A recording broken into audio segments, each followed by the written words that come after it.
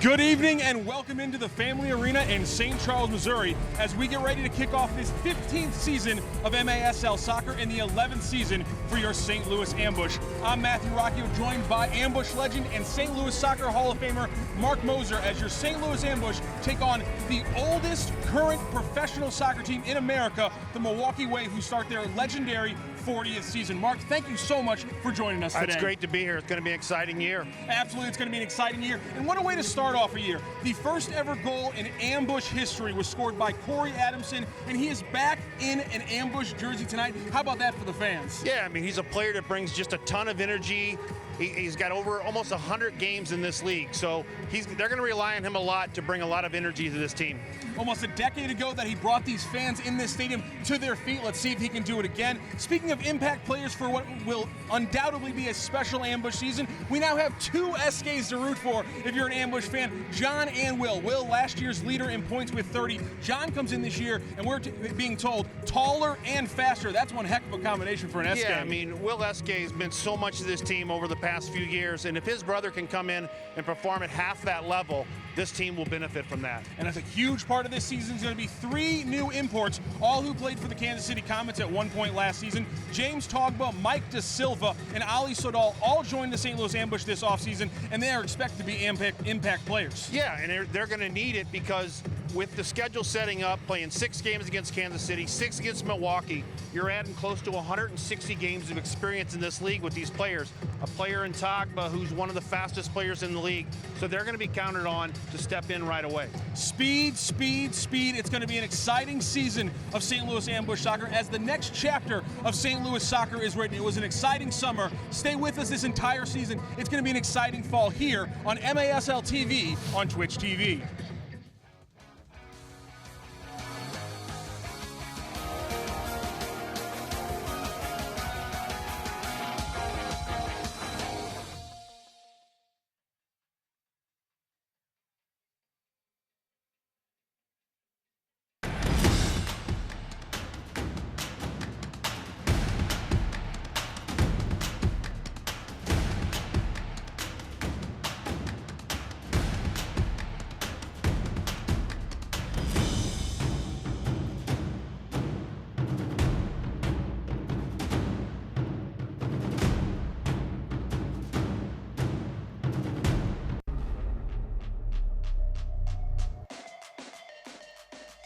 Restore Chesterfield is the official wellness and recovery center for your St. Louis Ambush.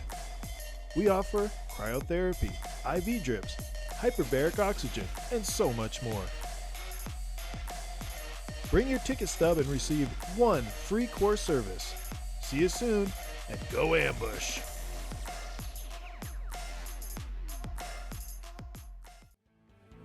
Good evening, ladies and gentlemen, and welcome in to St. Louis Ambush Soccer. I'm Matthew Rockio, joined by Ambush legend Mark Moser today for the broadcast. Mark, we're dropping the ball here any second now. Some big things, though. This is an electric atmosphere right off the bat here at Family Arena in St. Charles, Missouri. How about these St. Louis soccer fans? It's a great way to start this season.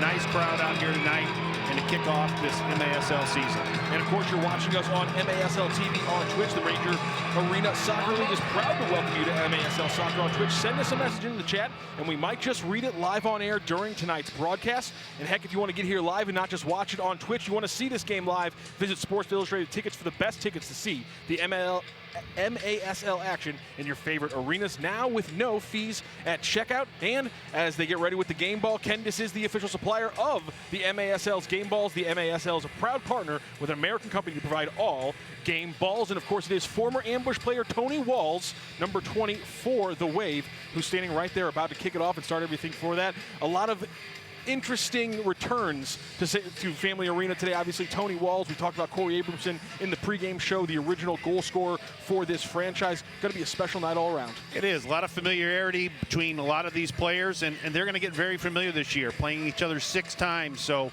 this should be a great way to start this season. I mean, I don't think that was the official start.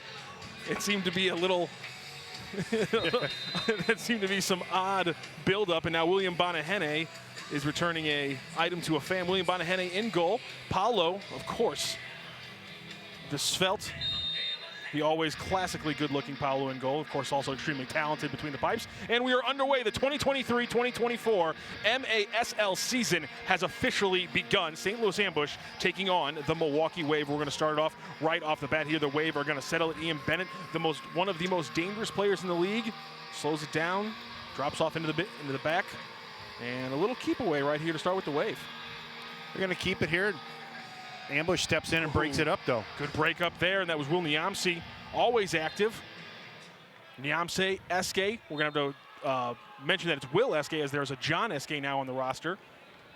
Niamse and Schmerman in the back for the Ambush starting, and they started off here. Robbie Christo up front for the Ambush, loses this one.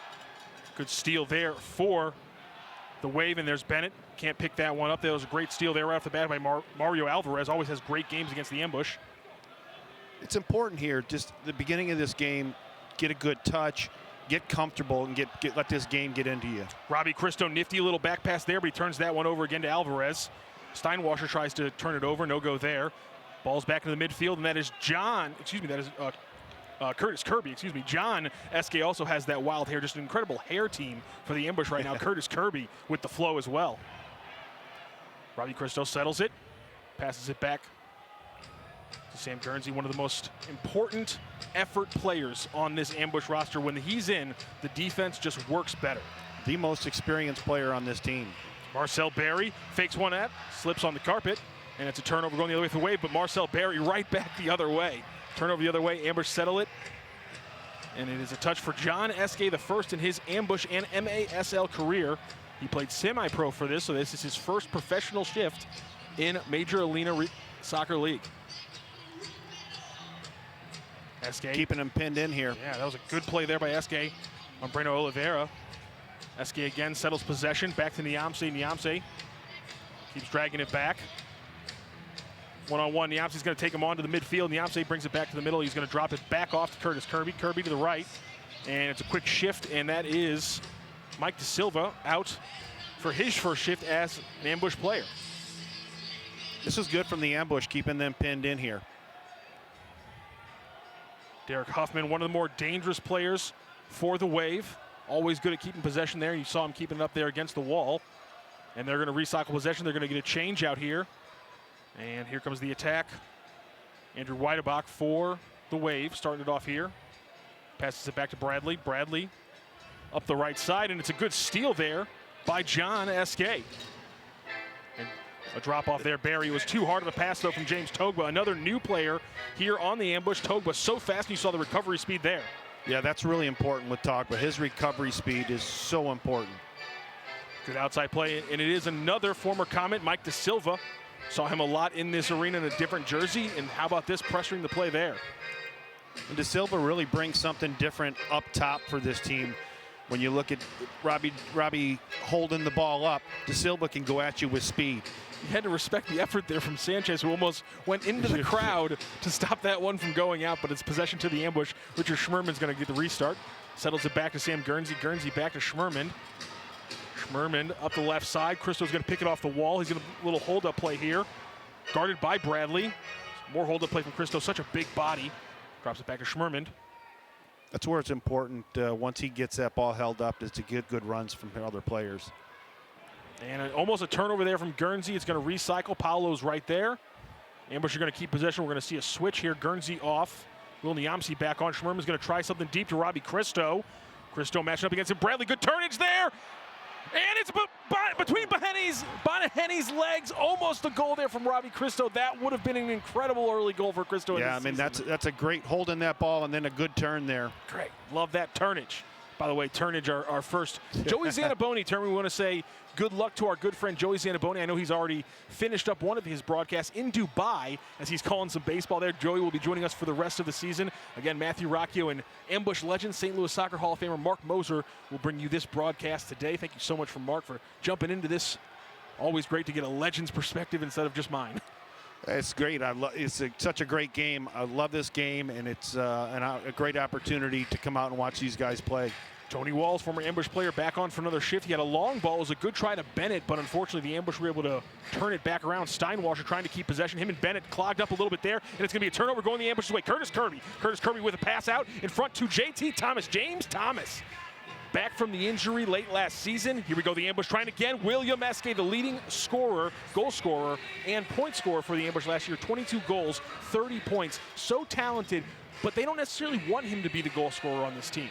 Yeah, he does so much that to rely on him to be their leading goal scorer. They need to get a little bit more output out of Robbie Cristo up front, which I know he wants that to happen as well. The restart there. Lucas Almeida tried to get it across the penalty area to Mike De Silva. Unfortunately, could not connect. Almeida is going to reset. Almeida just moved off the inactive list a few days ago. The tied for second leading scorer for the ambush last year. Here's a good cross off the wall, and De Silva goes too high. He had Bonahenne beat, but he just blasted over the crossbar. Yeah, the defender dropped right in front of him. He had to try and get it up high and got it up a little bit too high there. Always good when you can tag the goaltender a little bit early there, as Breno Oliveira, former Tropic, will restart things for the Wave. Ricardo Carvalho, another player who we didn't know if he was going to play tonight until today, and as soon as you saw him go active, you knew the ambush were going to have to put a spotlight on him. Yeah, he's a really, really good player, and will add a lot to this Milwaukee already deep team. Dangerous pass from Huffman, but no one was on the other side of it. They'll recycle it back to Alvarez. Alvarez gets it over to Breno. Now back to Bradley on the right side. Bradley pressured by Eske Cristo, this time pressuring Alvarez. That's a turnover. Marcel Berry, slide tackle off the wall. Eske going the other way. 2-on-1, and no, they can't turn it around. Marcel Berry still trying to keep possession. Eske with a chance, but it's numbers from Wave, and somehow the ambush come away with it. Curtis Kirby, another possession stolen. Cristo will try one. Ooh, Robbie. Little bit of a hectic pace here to start, which is kind of expected, but that last touch is just kind of getting away from him. Ball's a little stuck. William Bonahenne, an incredible jumping radius, but not enough to get that ball. Not enough for that one. If William Bonahenne could get that one, I think the entire league would be doomed. Yeah. If the man had that vertical or was that tall, everyone would be in a lot of trouble if they aren't already. Some play there. Back with the third official. By the way, you might notice a little bit of difference today. The first two games of every team's home schedule, you will see a third official out on the field. And that is going to be a change for this season. The MASL hopes to continue it on, but Keith Tozer telling me and Mark earlier this week that this is just a test. They like the way it worked last year. They like the way it worked at the Combine a few months ago, and you're going to see that third official out more often than usual. And a lot of play here. Play on the floor for Thomas. He can't get it going there. 3 Milwaukee Wave jerseys all around the ball at once in the penalty area. Good defending there. Yeah, and the 3 referees, I think it's going to give, it's another set of eyes on the field. It's going to keep the players under control. It'll be interesting to see how it works having that third person on there, whether they how they work it out as referees as well. Yeah, and Keith, mentioned to us, and I really think this is the key selling point, as the Wave move it up the left side, pass it down to Huffman on the wall. Huffman trying to get a little Wallace score ricochet there, and he passes it back. They're going to recycle it to Cesar Correa, another Florida Tropic who has made his way to the Milwaukee Wave. Correa going to recycle it. Yeah, and the big thing from Tozer was, if we get more eyes, we'll have to use the video review less. And I really think that's the most important part. Get it right out of the gate. Don't slow down the pace of what is an incredibly awesome sport, and because of the pace. I mean, the bang of this sport is why it's so special, this version of it, and you don't want to kill that with these reviews. So it's a difficult job for these referees because of the pace. Speaking of that, Will Niamsi up to John Eske. John Eske, was hoping for his first chance at a goal in his professional career. Derek Huffman playing up top. He gives them such a great target for Milwaukee. 18 goals, 15 assists last year. He's a big, strong kid. Somebody's going to have to explain to me why John Eske has a John A on his jersey. I'm confused. Curtis Kirby guarding one of the best players in the league, Ian Bennett there. Lucas Almeida trying to get his foot in there. What a blast that would have been from the former Tropic Breno Oliveira. Wow, what a shot. Paulo had it covered, though. Yeah, he did. But man, you got to watch for those tags. Some talented players got spread around the league when everything happened a few months ago, and obviously Oliveira, one of those. There's a play there from Cesar Correa, another one of those players, down to Ian Bennett. Excuse me, that was Oliveira, my apologies. Bennett got pushed back there by De Silva, didn't like it. Well done by Milwaukee. They're double teaming along the boards. Marcel Berry, Mike De Silva, and John Eske, the forwards right now for the ambush. As Cueta, who had a big game in a win last year for the Wave. By the way, there was a lot of wins for the Wave last year against the ambush. 5 of the 6 games they took away wins. And as Cueta in the 3rd game of that series came away with a 2-goal game, and it was crucial for that win. And St. Louis, actually, the last 3 games came back and played them very well. Those were all, last 3 games were very tight. So hopefully they can start out from the beginning this year. And really, it started off from that first game when the Wave came in and beat them 7-3. And in that game, Marcio Leite had a goal and an assist. Andrew Hain had 2 goals and 2 assists. And neither of those players playing tonight. Obviously, you get reinforcements from Florida, but maybe the ambush can take advantage of Leite, one of the most dangerous players when he comes to this arena, not being in the lineup tonight. Well, I think any arena he goes to, he's had a ton of success. 8 goals, 22 assists last year, and just a leader defensively for them as well. Marcel Berry might have got away with one there. A lot of foot, no ball. Robbie Cristo pressuring Alvarez. Right side for the Wave. He's going to try to take on Sodal one-on-one. Sodal, another one of those former Kansas City Comet players here with the ambush. Tony Walls is going to get it on the left wall. Tries it on Sam Guernsey. Guernsey, a slide tackle there, all ball. Really skillful tackle there. Robbie Cristo up the right side. He's going to be stopped there. It's going to be a turnover going the other way. Alex Bradley controls for the Wave. You can tell Milwaukee very experienced, very patient with the ball. Carvalho. Ooh, he is so dangerous, Ricardo Carvalho. Well, and especially the shots from out there through the crowd, they're really tough for Paulo. Hopefully he gets an eye on it right away.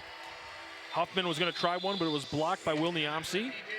And Ricardo Carvalho, so dangerous, is going to come out, and we're actually going to have a timeout on the field.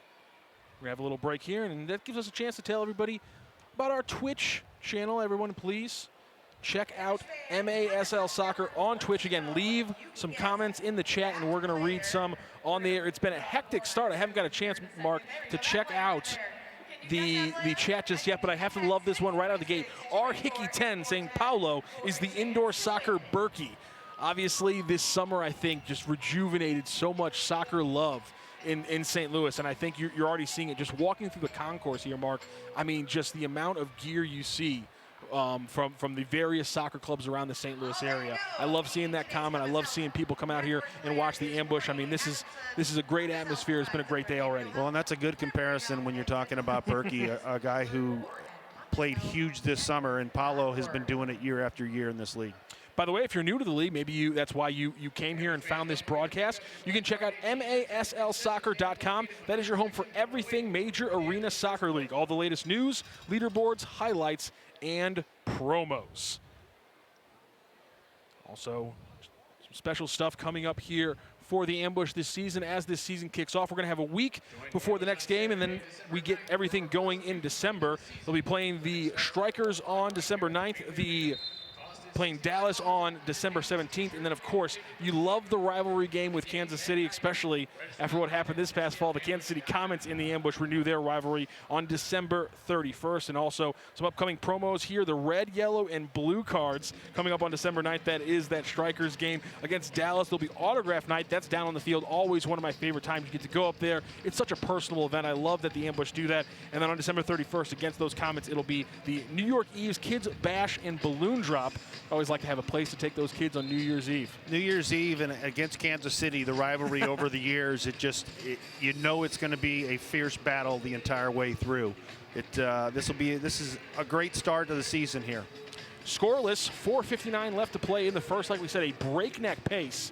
Very little stoppage, very little anything happening so far in this game. We've had a couple long-range shots that have rattled that pink crossbar, but nothing else there as the Wave are trying to change that here with a free kick. No go there. A great stop there. Mario Alvarez retains possession, tries it, and just a little bit wide right.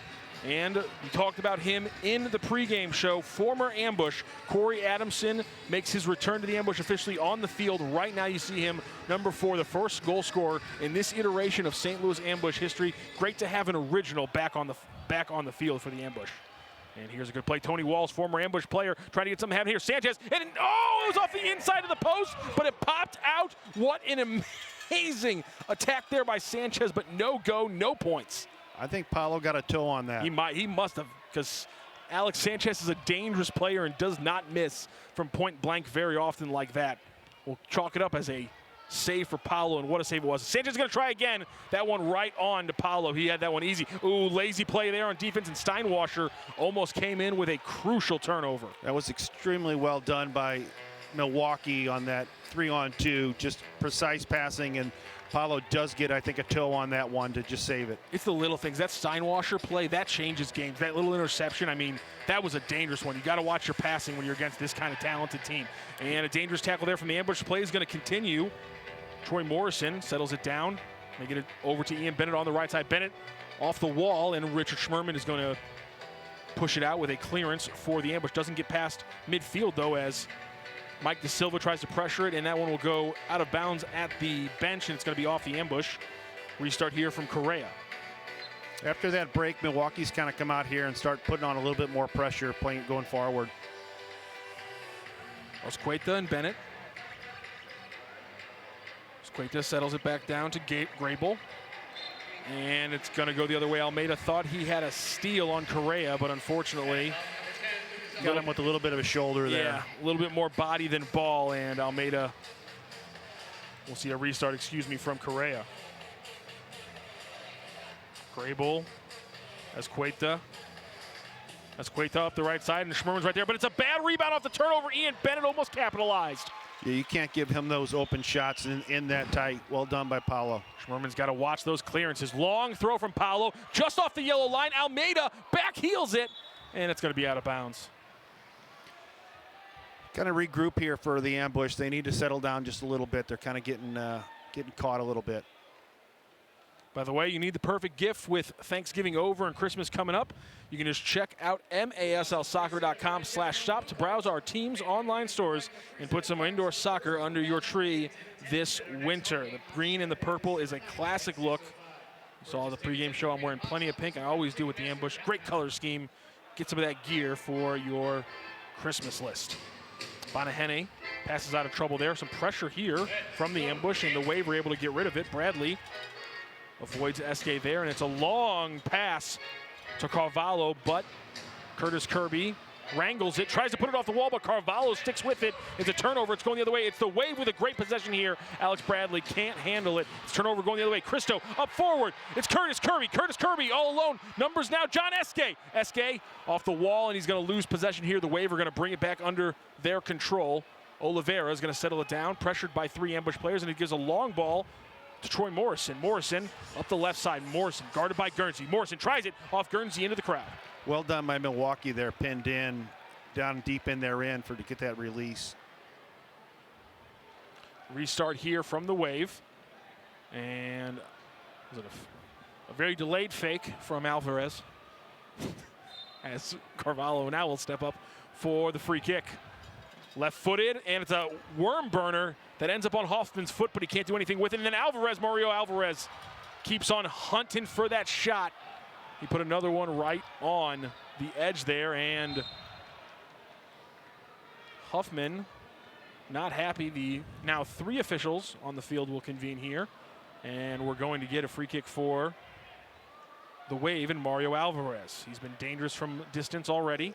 This is very dangerous here when you look at Ian Bennett on one side, Carvalho on the other side. This is a dangerous free kick here. Yeah, this is quite the setup you have if you're the Wave. And then you have Huffman, who, I mean, not as flashy as Bennett or Carvalho, but nonetheless just as productive as these guys. 18 goals last year. And you got him sitting on the wall. So it looks like the ambush. Ooh, did Paulo maybe? I think maybe when he went to make the save, Paulo might have made some contact with the woodwork. Whether it was his head or his hand, I'm not sure. But it seems like he might have hurt himself because he's really close to the edge there. We're getting a replay right here. Here it comes. You saw Huffman there pass it off to Alvarez, and there's the shot there. So maybe it's him taking the ball off his face. I'm not sure exactly which part really rattled, because Paulo doesn't react there. As you can see on the replay, Paulo really doesn't react right here. And so I'm wondering if it's just taking the ball off the face. They just wanted to double check him. because it looks like he's fine. He's moving around fine. Might have been a little rattled to start, but it looks like everything's going to return to play. Paulo, good to go, the stalwart goalkeeper for the St. Louis Ambush. So good to have him back to start the season. Obviously, last year the St. Louis Ambush started with a lot of uncertainty in between the pipes, and getting Paulo, especially on a play like this, is so crucial. That could have been his leadership here, just taking a quick little break. Alvarez drops it off to Huffman, and what a sliding save by Paulo. And it's going to get cycled back to William Bonahene. Wave going the other way. Turn over there to Eske right at midfield. Robbie Cristo with the battle. He wins that one. He tries Bonahene, who's off his line a little bit, but not enough there. Got to settle down just a little bit here with the Ambush. They're starting to get a little erratic. Would like to see Robbie drop that one off to Marcel Berry, huh? Huffman trying to hit a crashing Ian Bennett with the header. James Thomas, that is the same guy as JT Thomas. He's requested a slight little change in how we talk about the man, but he's so talented, so good to have him back. Obviously last year his season cut short, but he eventually returned and started getting his feet under him, and so James Thomas is going to be a crucial part of this Ambush offense. Great to have him back. He's a dangerous player up top. Speaking of which, Bonahene slaps it away. It's out of his box, so James Thomas is able to pick it back up. He drops it off. That's James Togba. Togba almost lost possession here as he tried to bring it across the formation. He settles it back down to Niamsi. Niamsi being pressured by Carvalho back to Paulo. Paulo, right foot right into the middle. Oh, we got a bad turnover here, turn up, I should say, between Thomas and Grable. Grable's angry there's no call. Thomas not happy, but a little less incredulous. And then another contact between Grable and Thomas. Yeah, I think the first one there, they just both kind of got crossed up and tangled up. I don't think there was anything there, and they let it go. That last one, they had a call. The good thing is that these two guys don't have to play each other for hundreds of more shifts throughout this season or anything. Exactly. So we're all good. Shouldn't escalate to anything else. Just a little fun. James Thomas and Stuart Grable, maybe something to highlight as we watch the rest of this game. Bradley cycles it to Sanchez, who switches field to Steinwasser. Steinwasser dribbles towards the midfield, off to Bradley. Bradley trying to crack this Ambush umbrella. Sanchez on the right side where he's been so deadly already, and a good shot. Tried to get some rebounds there. Marcel Berry almost couldn't handle it, but it is the Ambush ball going the other way, and that will wrap up a hectic first quarter. Almost no stoppages. Everything kept going, and no goals were scored. It is 0-0 as the St. Louis Ambush and the Milwaukee Wave start out this season. We'll be back for the second half here on MASL TV on Twitch TV.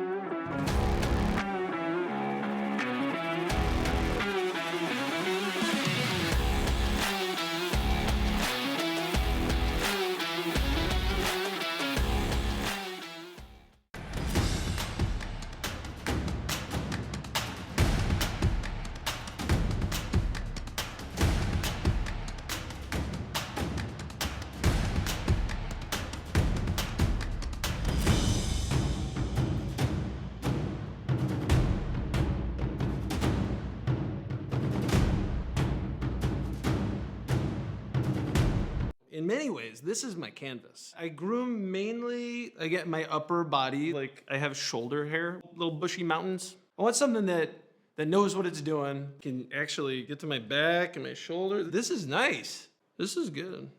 Lindenwood offers over 100 majors, and on average, each student can receive around $15,000 Did you see it yet? in financial aid every Well, I don't know if this is the right time. number of scholarships. Maybe when there aren't as many people around. Come on, it'll be really fun. Now here we are. Okay, if at we're quick about it. Hall, one of our female dorms on campus. Students can live. You see? Pretty awesome, right? I can't wait to go here this fall. I knew you'd like it.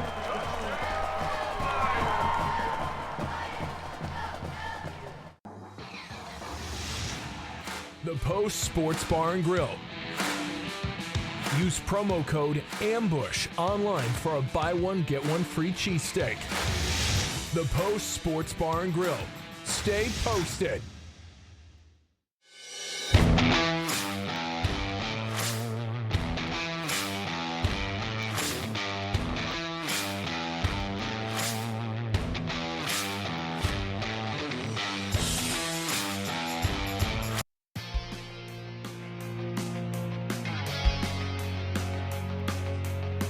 Welcome back here to St. Charles Family Arena as the St. Louis Ambush take on the Milwaukee Wave. The Wave, the oldest continuous professional soccer team in American sports. They are starting their 40th season today, and that first quarter of that 40th season, a scoreless one, as we are scoreless here between the Ambush and the Wave. Yeah, that was a good start by the Wave. They came out early, were very concise, and held the ball, knocked it around, able to get some wide open shots. Paulo's really stepped up in that first quarter. Yeah, Paulo absolutely dominating this game out the gate. William Bonahene, some very crucial saves for the Wave side. Both teams, obviously, I think we're going to see some slight changes here as they try to break through right now this scoreless tie.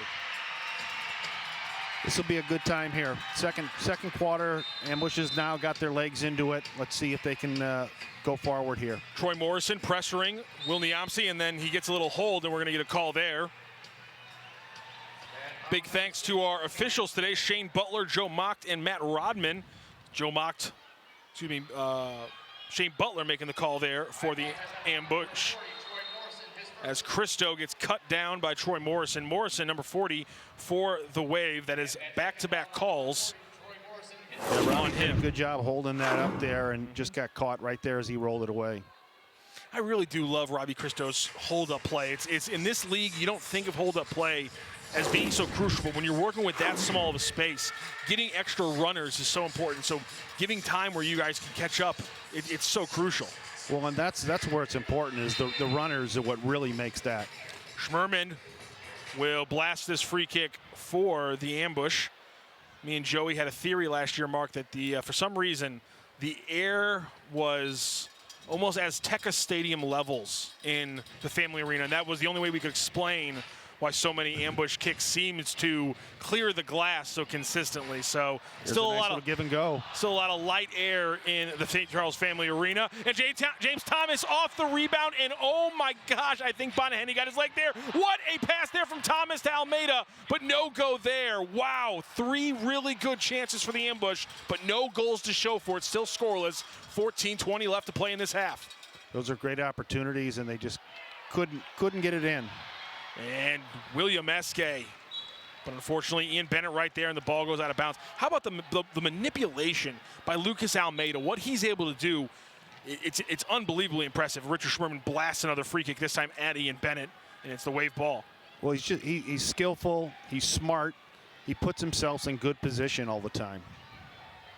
Such an important player, like we said earlier in the broadcast, tied for second in team points. Getting him back, so crucial. We were worried about that with him on the inactive list, but here he is, giving good minutes to the Ambush right off the bat. Will Niamsi trying to establish position, loses it to the Wave. Mario Alvarez, been dangerous for the Wave today. He passes it off to Huffman. Ambush get their 5 back behind the ball here and set up. Osqueta pressured by Mike Da Silva, who then pressures Bonahene, and that's going to be a turnover for the Wave. Going to go the other way. That's a good job by pressuring from Mike Da Silva. That's well done. They drop back right away and set up, and then we're able to pressure the keeper there, and it pays off. John Eske, look at the flow turning up the right side. A little too hard there off Marcel Berry. Berry pressuring Carvalho. 2-man now as they bracket him with Curtis Kirby. Kirby then gets the steal. He's trying to handle it, and there's going to be a whistle there. Our good friend Shane Butler with another call there. And you really do feel like the referees are getting a better look at a lot of these plays than there would be if there was only 2 of them. Yeah, I mean, it's another set of eyes. It's different angles, so they're going to be able to catch more. Robbie Christo Moore, hold-up play. Great job by Alex Bradley getting his leg around there. Turnage from Christo, no go. And Curtis Kirby will settle it down again for the Ambush. Pressured by Morrison. Now Carvalho pressuring Guernsey. Back to Kirby. Kirby will now pass it off to Polo. Paulo steps across the yellow line, brings up to almost midfield, and passes off a long one to Sam Guernsey. Guernsey, a little hold-up play here. This is good by the Ambush here, being a little bit more patient. 12:30 left to play in this half. Ali Sodal tries the right side, but he's held back and stopped by Cesar Correa, both new additions to their respective squads. And there's a lot of jumble here, but Marcel Berry comes out with it, works it back up the right side, going back towards his own goal, passes it off to Niamsi. Niamsi, he's got Christo but unfortunately Bradley does a good job coming back, gets the steal, and it's Bonahene in possession. Yeah, that's a tough one for Cristo. That ball's driven in there, and it hops right before he gets able to get a touch on it. That's a tough ball to hold. Niamzi wins the header, and it's going the other way. Cristo up the right side. Cristo, oh, we almost had a wall of scorer right out of the gate.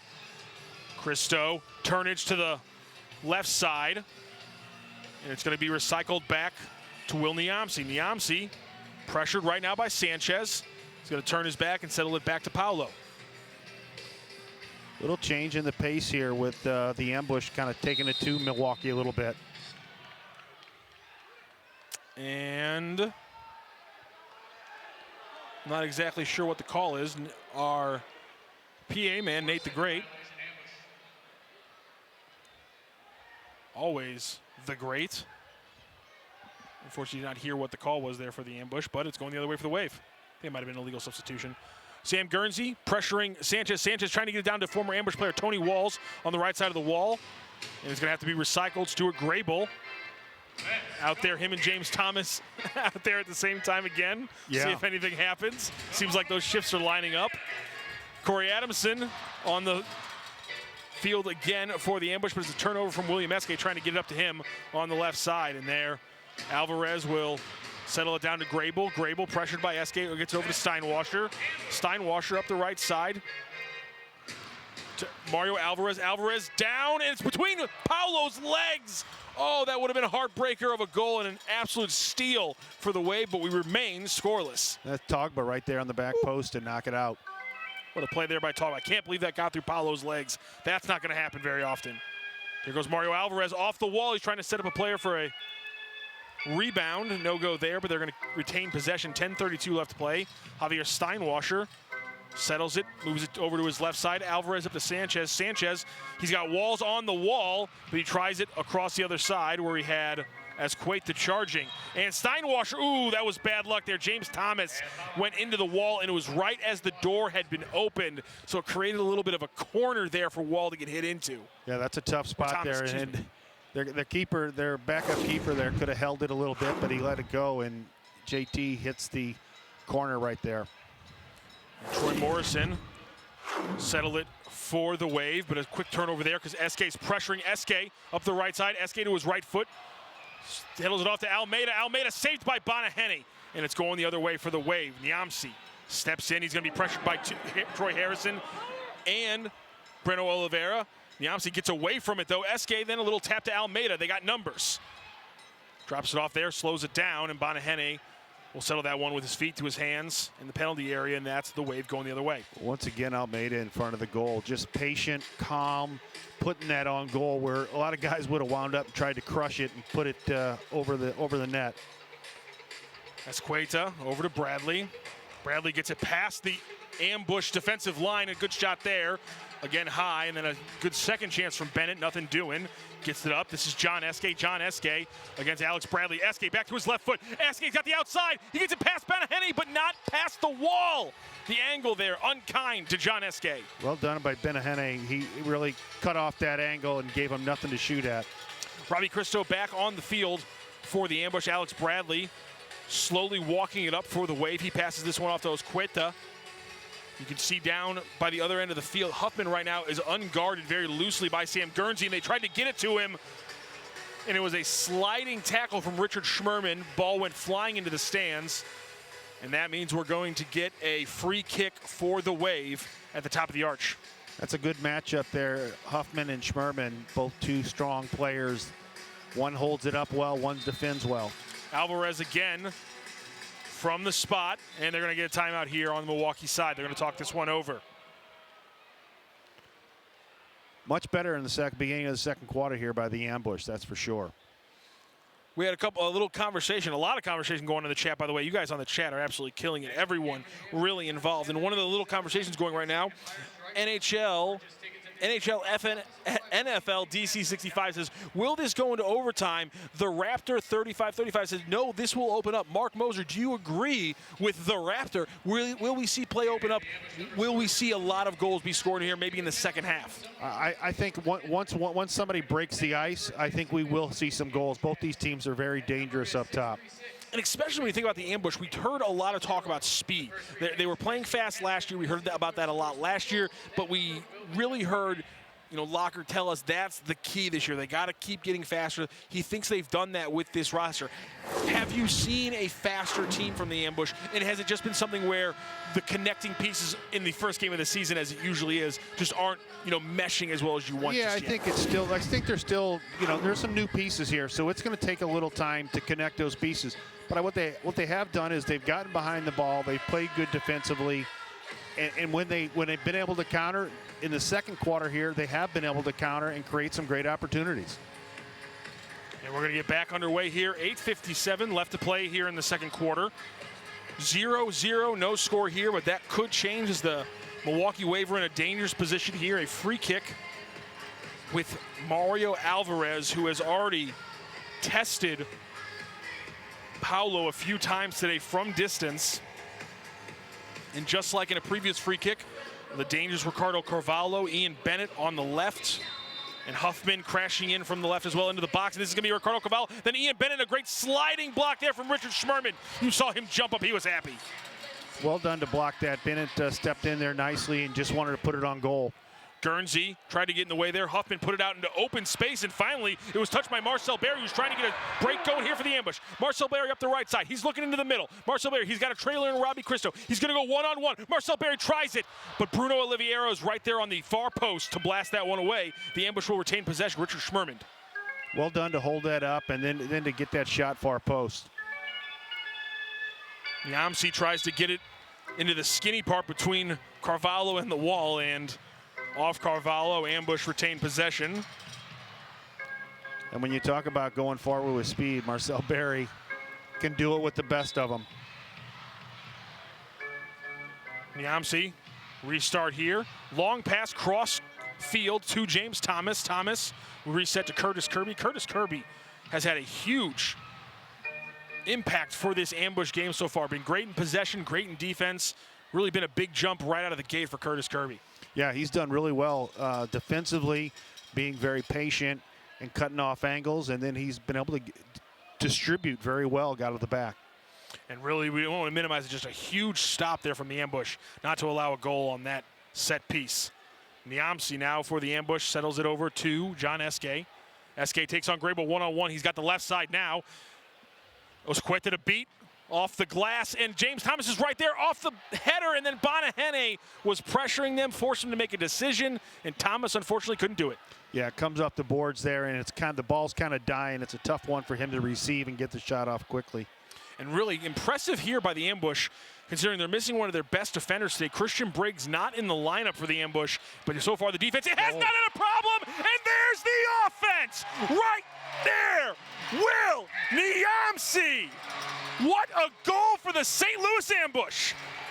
Yeah, great ball down the line there and getting it low into the far post, and I think it might have went 9-hole.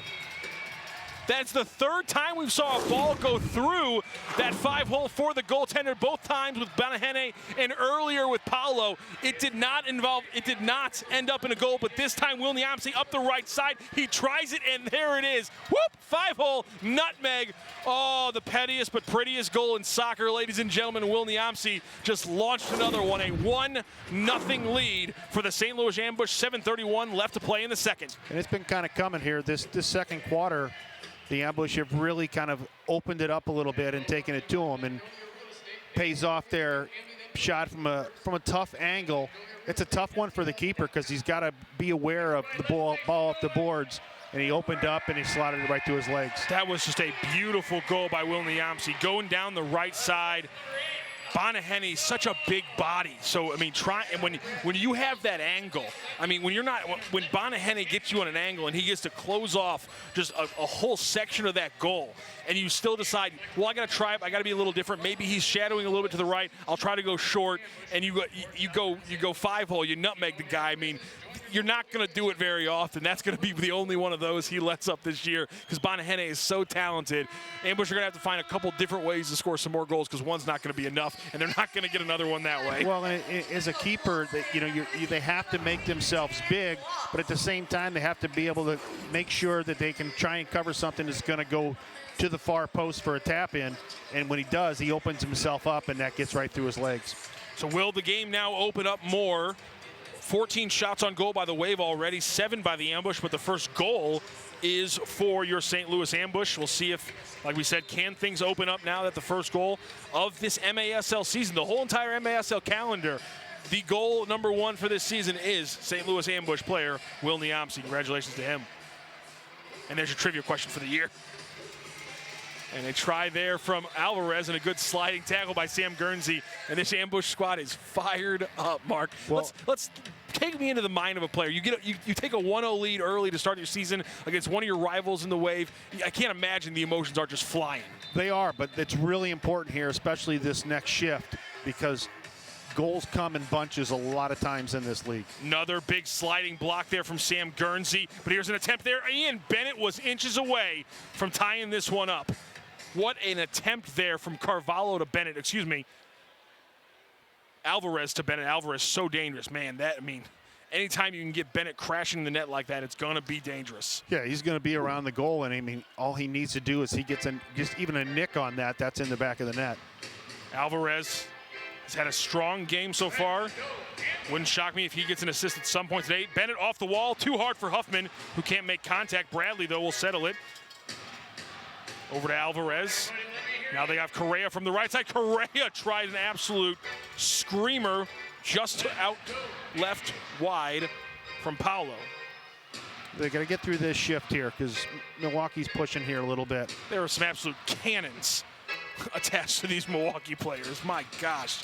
Alex Bradley takes it past the line, and he's going to put a little worm burner into Paolo. That one, not as impressive as some of the other shots we've seen, but that's what they needed here. Now get some fresh legs on the field and start over again.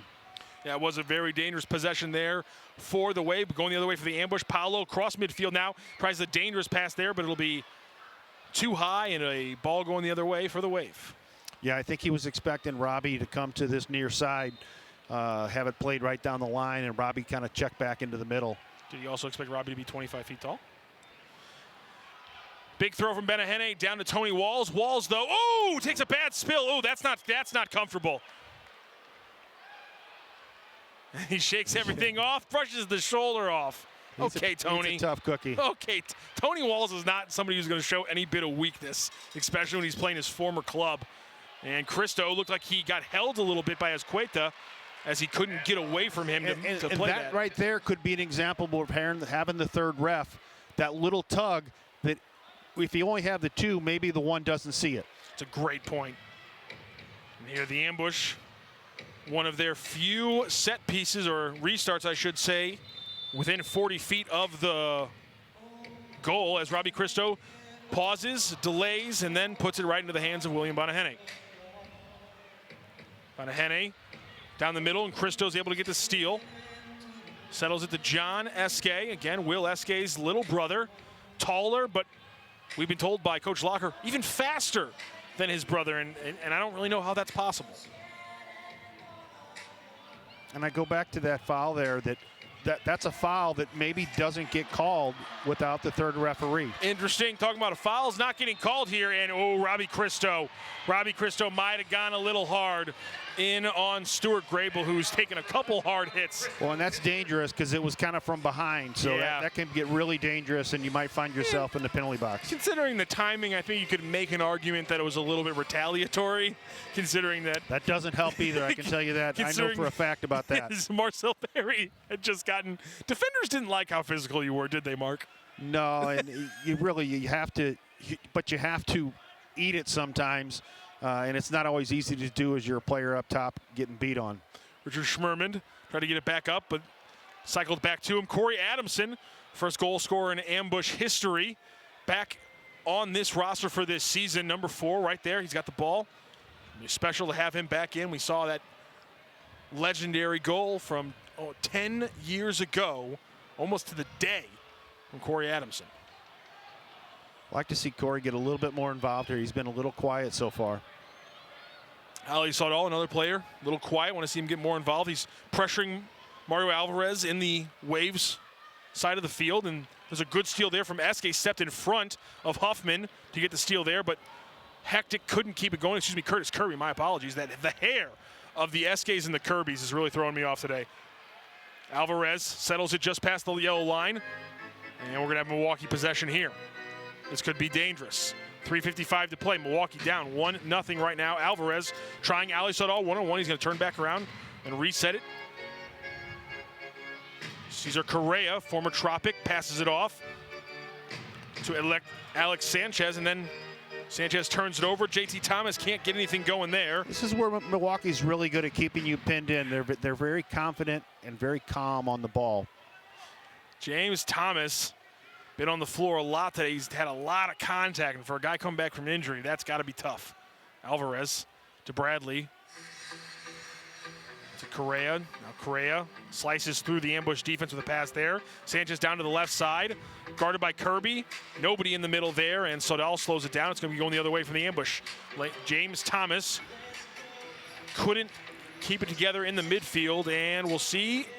It will be a Wave possession as Bonahene is able to settle the ball, get it up to Alvarez. Alvarez puts it in a dead area. Kirby once again in the right place. God, positioning has been fantastic. Speaking of which, great job taking that bounce off. They came back. Guernsey, little give and go.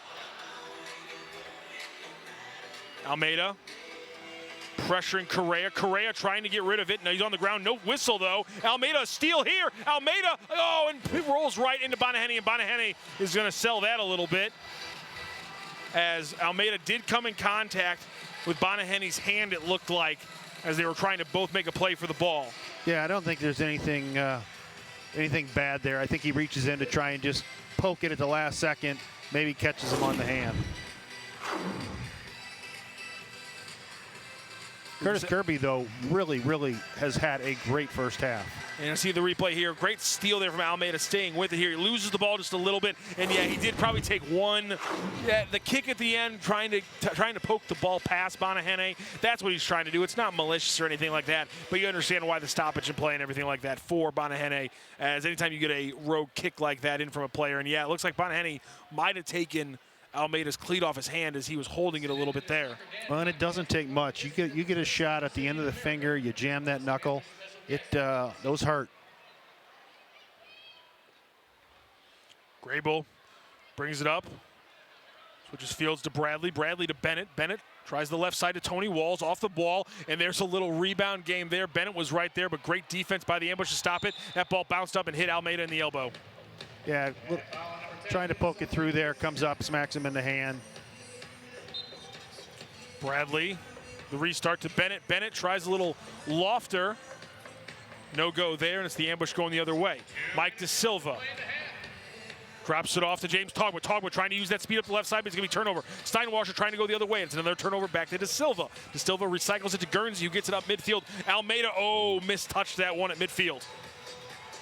3v2 here. Ian Bennett going the other way. What a pass there from Steinwasser, but what a read from Paolo, who comes out to kick it away.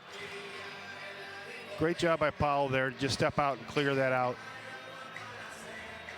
Steinwasser on the right side. He's going to settle it back down. Bennett on that left side has not been very dangerous today when they've kept him out wide. When he's crossing into the middle, though, like he's trying to do right now, that's when things get a little hairy. Bruno Oliveira. Well, and you have to be aware with Bennett because he kind of drifts in places and hides, and then all of a sudden he'll pop into an open space, and he's so dangerous. And I'm not sure if Bruno Oliveira was looking for him there, but you saw him with no one looking at him. Will Eske was a little bit blind to him. Sam Guernsey a little bit unfortunately blind to him, and you saw Bennett just kind of sneaking his way to that back post positioning. And excuse me, that was a great look from Weidebach on the pass for the Wave. Christo kept possession there. Niamsi trying to get a brace early in this game here. Turns around, almost kept possession despite the double. Niamsi pressuring the ball for Troy Morrison. And now Brano is on his horse trying to get the ball there, but Richard Schmerman will control it. Oliveira will pressure him, and Breno almost comes away with it. Gets a leg in there against Niamsi, and it will be a Wave possession. 39 seconds left, 1-0 ambush as Cueta pressured by Esque. Now Cristo pressuring Alvarez. Gets it over to Breno. Breno down to Huffman. Huffman pressured by Niamsi. Niamsi. Now Marcel Berry on the wall against Carvalho. Niamsi with possession, but he's penned in there by 3 Milwaukee players. He's trying to get it out. He can't. 20 seconds left on the clock. Niamsi put it up the left wall, and he got it away from trouble, but it's still a Wave possession. As Cueta now on the left side. Huffman switch sides on left, guarded by Schmerman, and that's a bad, that was almost a bad tip by Esque, but it ended up going the ambush way. 5 seconds left here. Niamsi trying to make something happen, no go there, and we will end this first half with a 1-0 ambush lead, and this game is surely going to be talked about on MASL Monday, and you can catch MASL Monday every Monday night exclusively on Twitch. Alex Bastavansky is joined every week by special guests from across the league to recap the weekend's game and discuss the league's hot topics, and I have to think if this game continues like this, Mark, one of these goalies will undoubtedly be one of the players on MASL Monday. It is 1-0 here as we make it through one half of this first game of the MASL schedule. The ambush in the Milwaukee Wave, 1-0. We got the halftime show coming up next. Matthew Rocchio, Mark Moser. This is MASL TV on Twitch.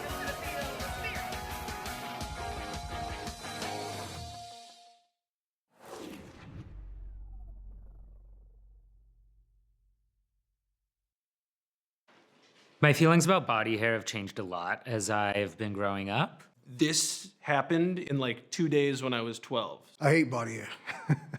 It is such a pain. Want to look your best and feel your best. You really need something that's nimble. There's something that's gonna get it done fast. Look at this. This is honestly really, really cool. The adjustable pivoting head. I can actually control that angle with one hand. This light is actually really awesome. That's something I've never had before. Yeah, I'd feel pretty confident grooming anywhere with this device. I feel good when I know that I have a say in what my body hair looks like. It helps my self-esteem.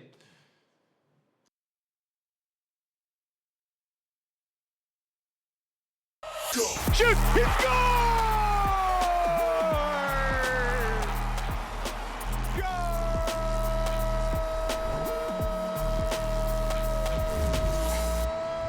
What's going on, everyone? This is the MASL in 5. I'm Alex Bastavansky. It is great to see you again as we launch what is sure to be another epic MASL campaign. Every week, I'll be bringing you all the latest from the league, and I've only got 5 minutes to do it, so let's go.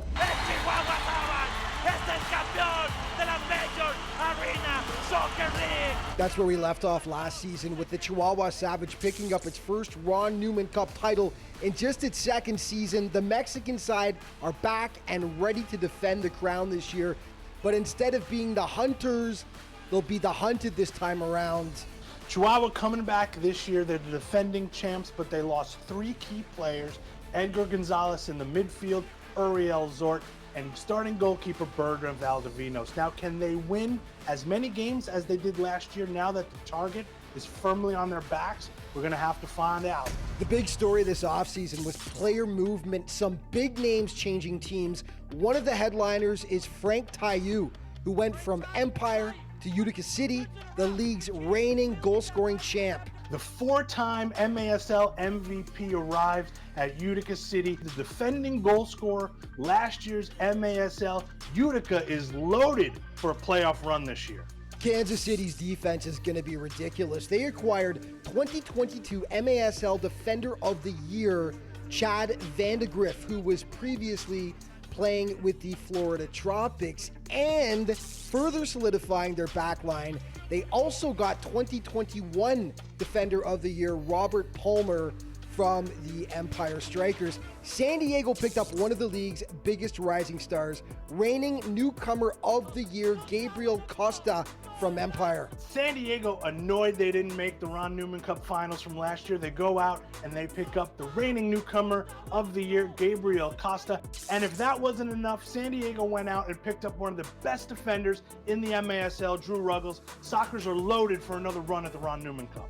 One big name that stayed put was Nick Pereira of Tacoma. Last season's most valuable player will not only be on the floor, but also the boardroom. He was named the Stars general manager. Nick, the ageless wonder, 37 and still dominant. Some coaching changes took place. One was former player and broadcaster Ed Puskarich, who's the new bench boss in Dallas. He's had the boys training hard in the preseason and likes what he sees from his team up to this point. So it's going great. Guys are working their socks off. As you know, a rough season last year. We're getting ready for the season. We're trying to turn things around a little bit, get off to a really good start, get organized, and try and entertain our fans.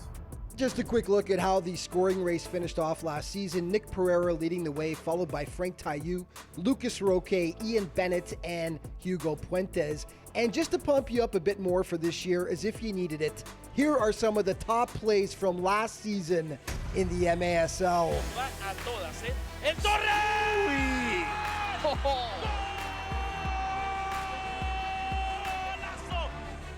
Intense game here between these two teams. Ian Bennett shot on goal! IP26, number 4!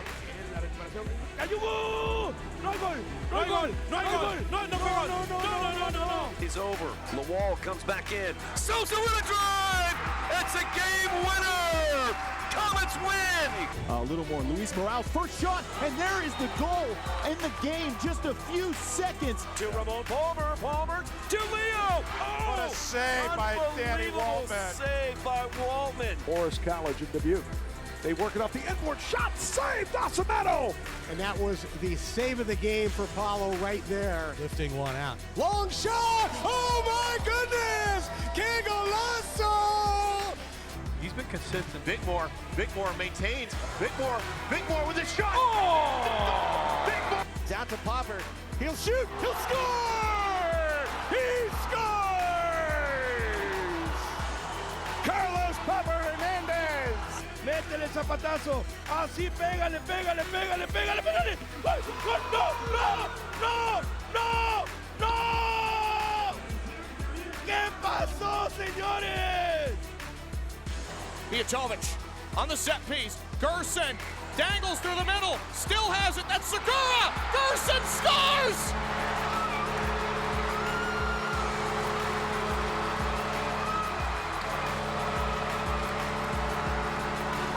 Utica City is on its way! And that is going to wrap up our first show of the season, but we're going to be here every single week, the MASL in 5, bringing you all the best from the league. Just a reminder, all throughout the season, to stay up to date on everything that's going on in the MASL. Be sure to check out the league's official social media outlets. Thanks for watching. See you next week.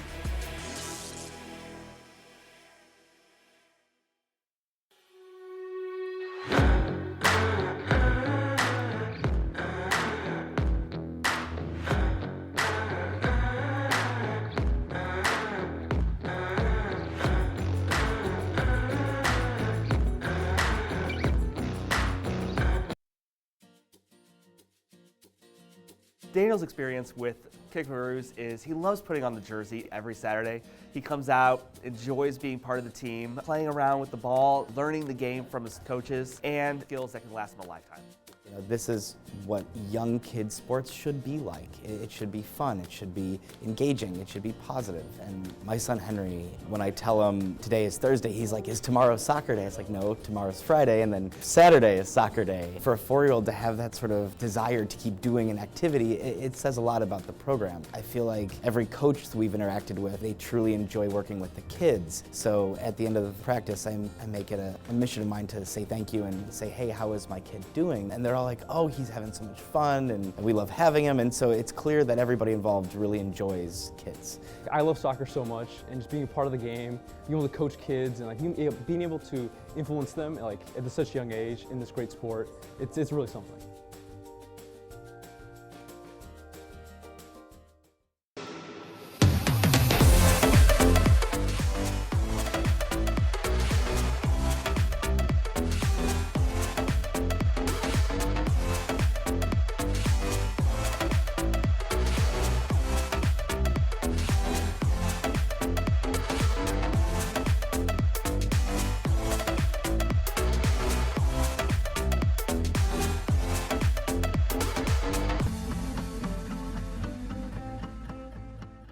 Take control.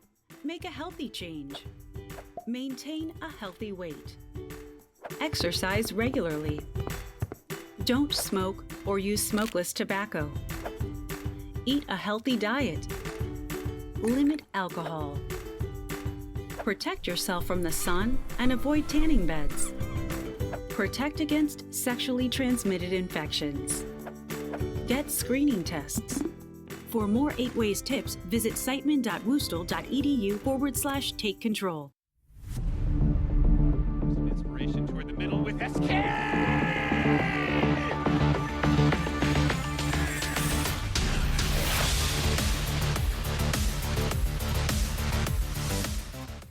The doctors of Signature Orthopedics are committed to providing the most advanced and innovative diagnostic, treatment, and if needed, surgical options available in the entire St. Louis region. With 22 orthopedic surgeons and pain management specialists, board certified in every aspect of orthopedic care, including sports medicine, we have you covered. From foot, ankle, knee, hip, shoulder, elbow, wrist, and spine. Contact Signature Orthopedics today. Reach your financial goals with Educators Credit Union. We're proud to support the Milwaukee Wave, and you can too. Get your Milwaukee Wave debit card only at Educators Credit Union. Stop in to one of our 22 branch locations or visit ecu.com to learn more. Go Wave!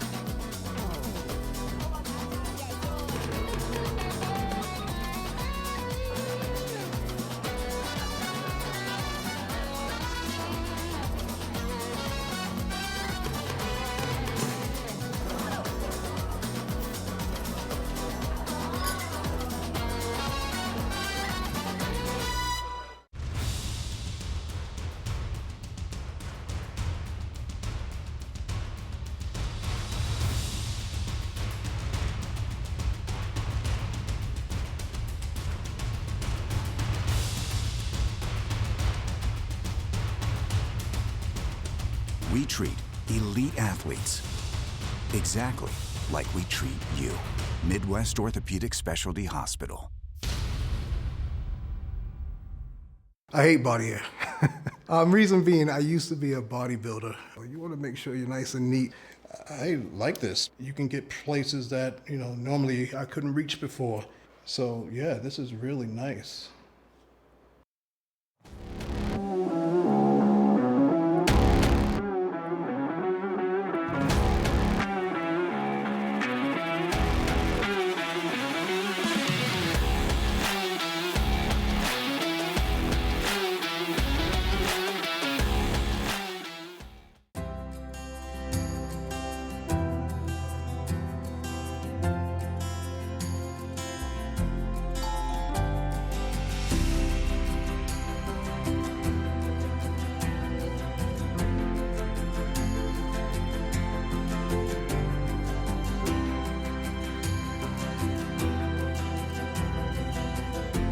Ask about 40% off lenses with purchase of frame. Wisconsin Vision. See more life.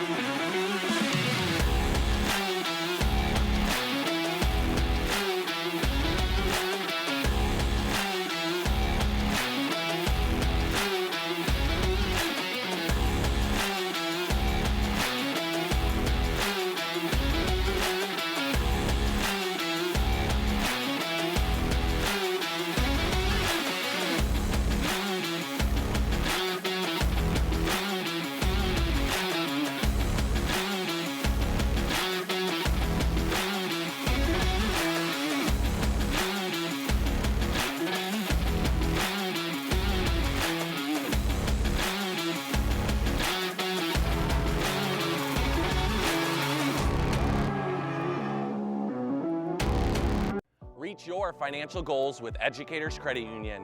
We're proud to support the Milwaukee Wave, and you can too. Get your Milwaukee Wave debit card only at Educators Credit Union. Stop in to one of our 22 branch locations or visit ecu.com to learn more. Go Wave!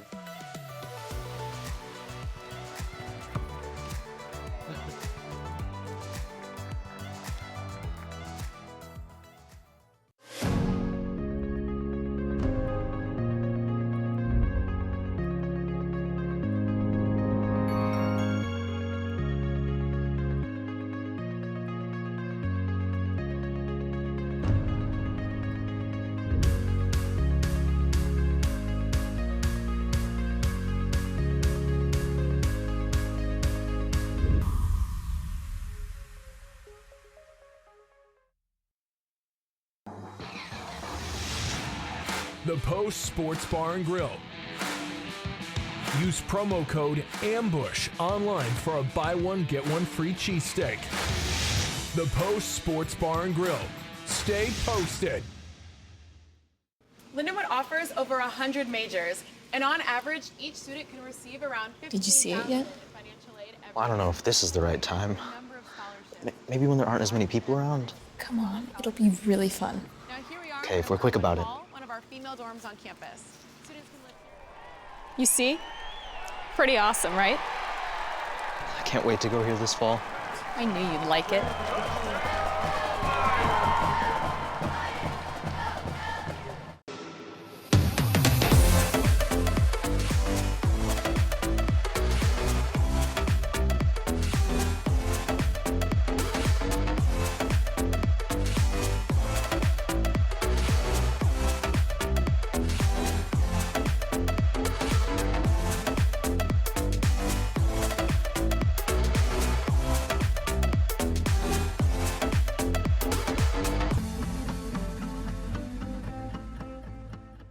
Legendary.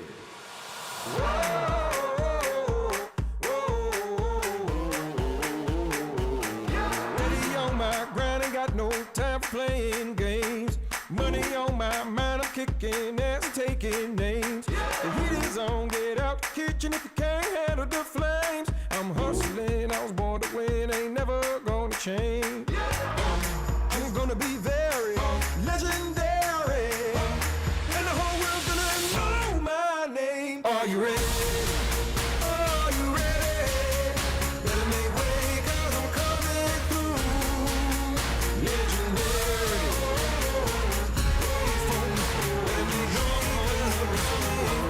Legendary. Are you ready? Are you ready? You're gonna be legendary.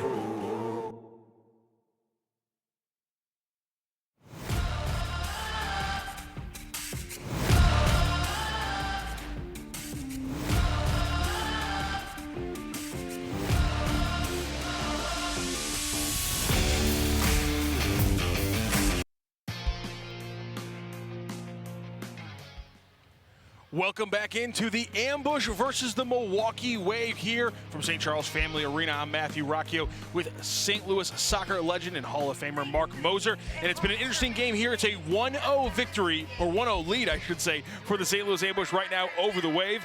And you can get the latest news on the MASL and your favorite teams by following MASL Soccer on Facebook and Instagram and MASL Arena on Twitter. And, of course, thank you to all those joining us today in the Twitch chat.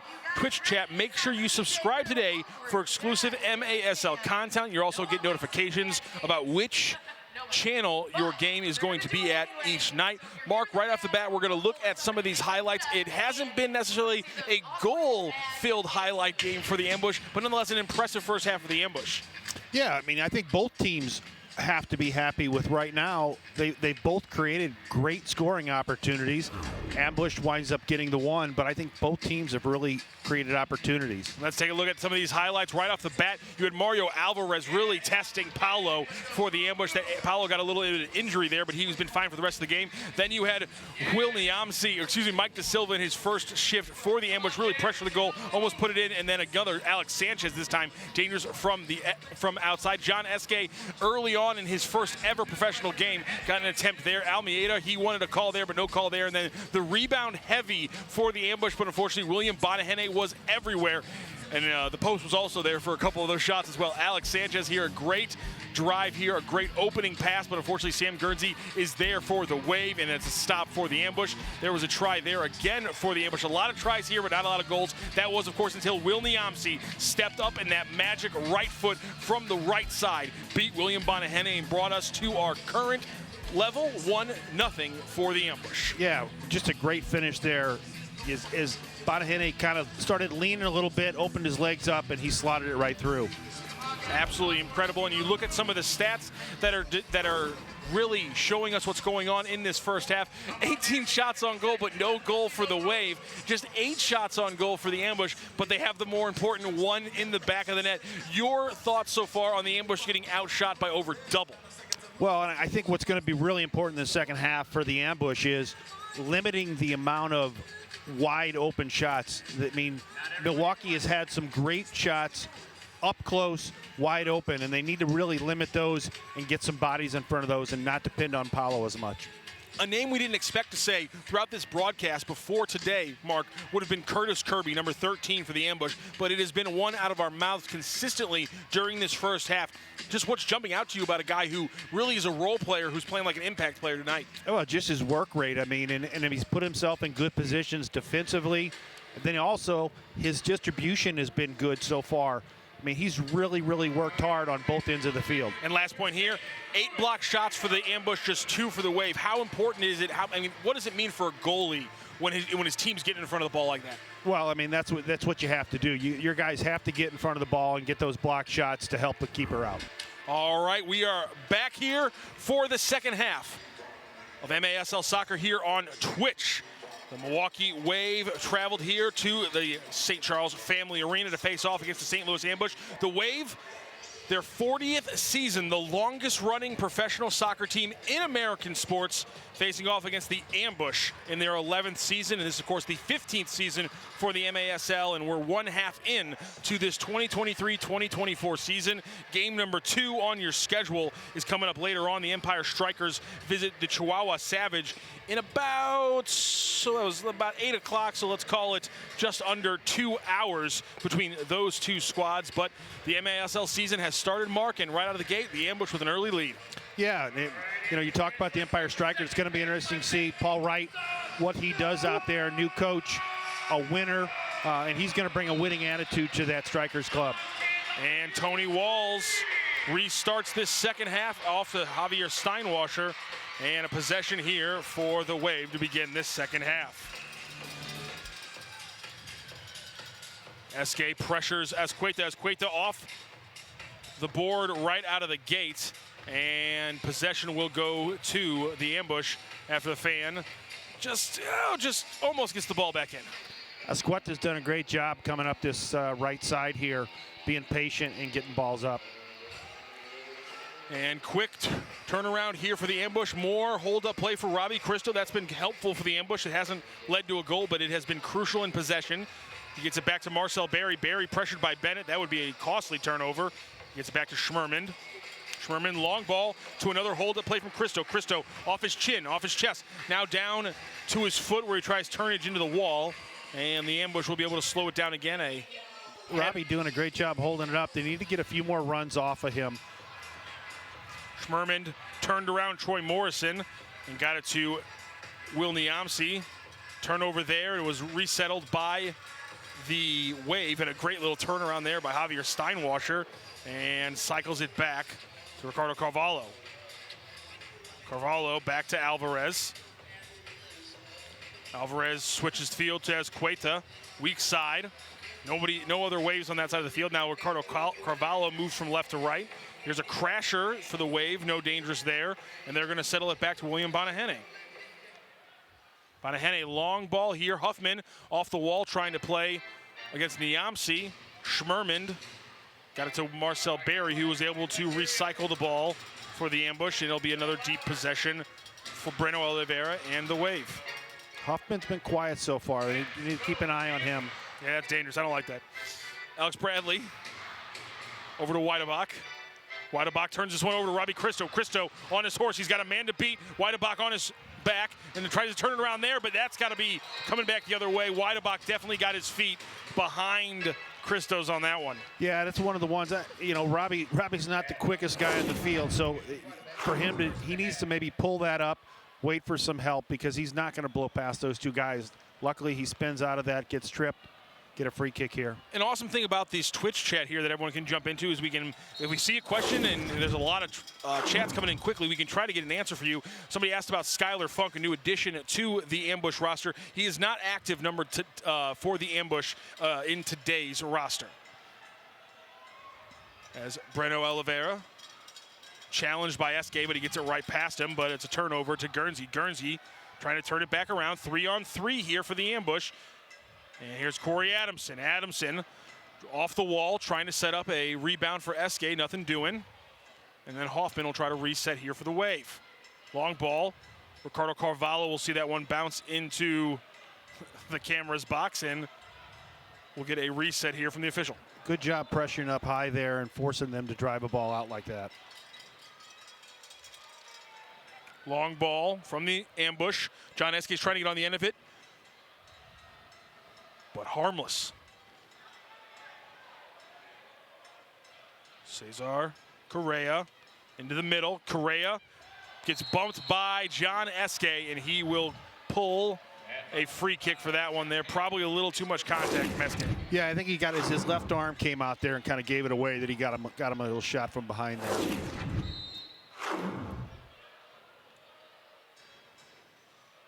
Tony Walls puts it back up the wall, and then Almeida cuts down Cesar Correa. And it'll be another free kick for the Wave.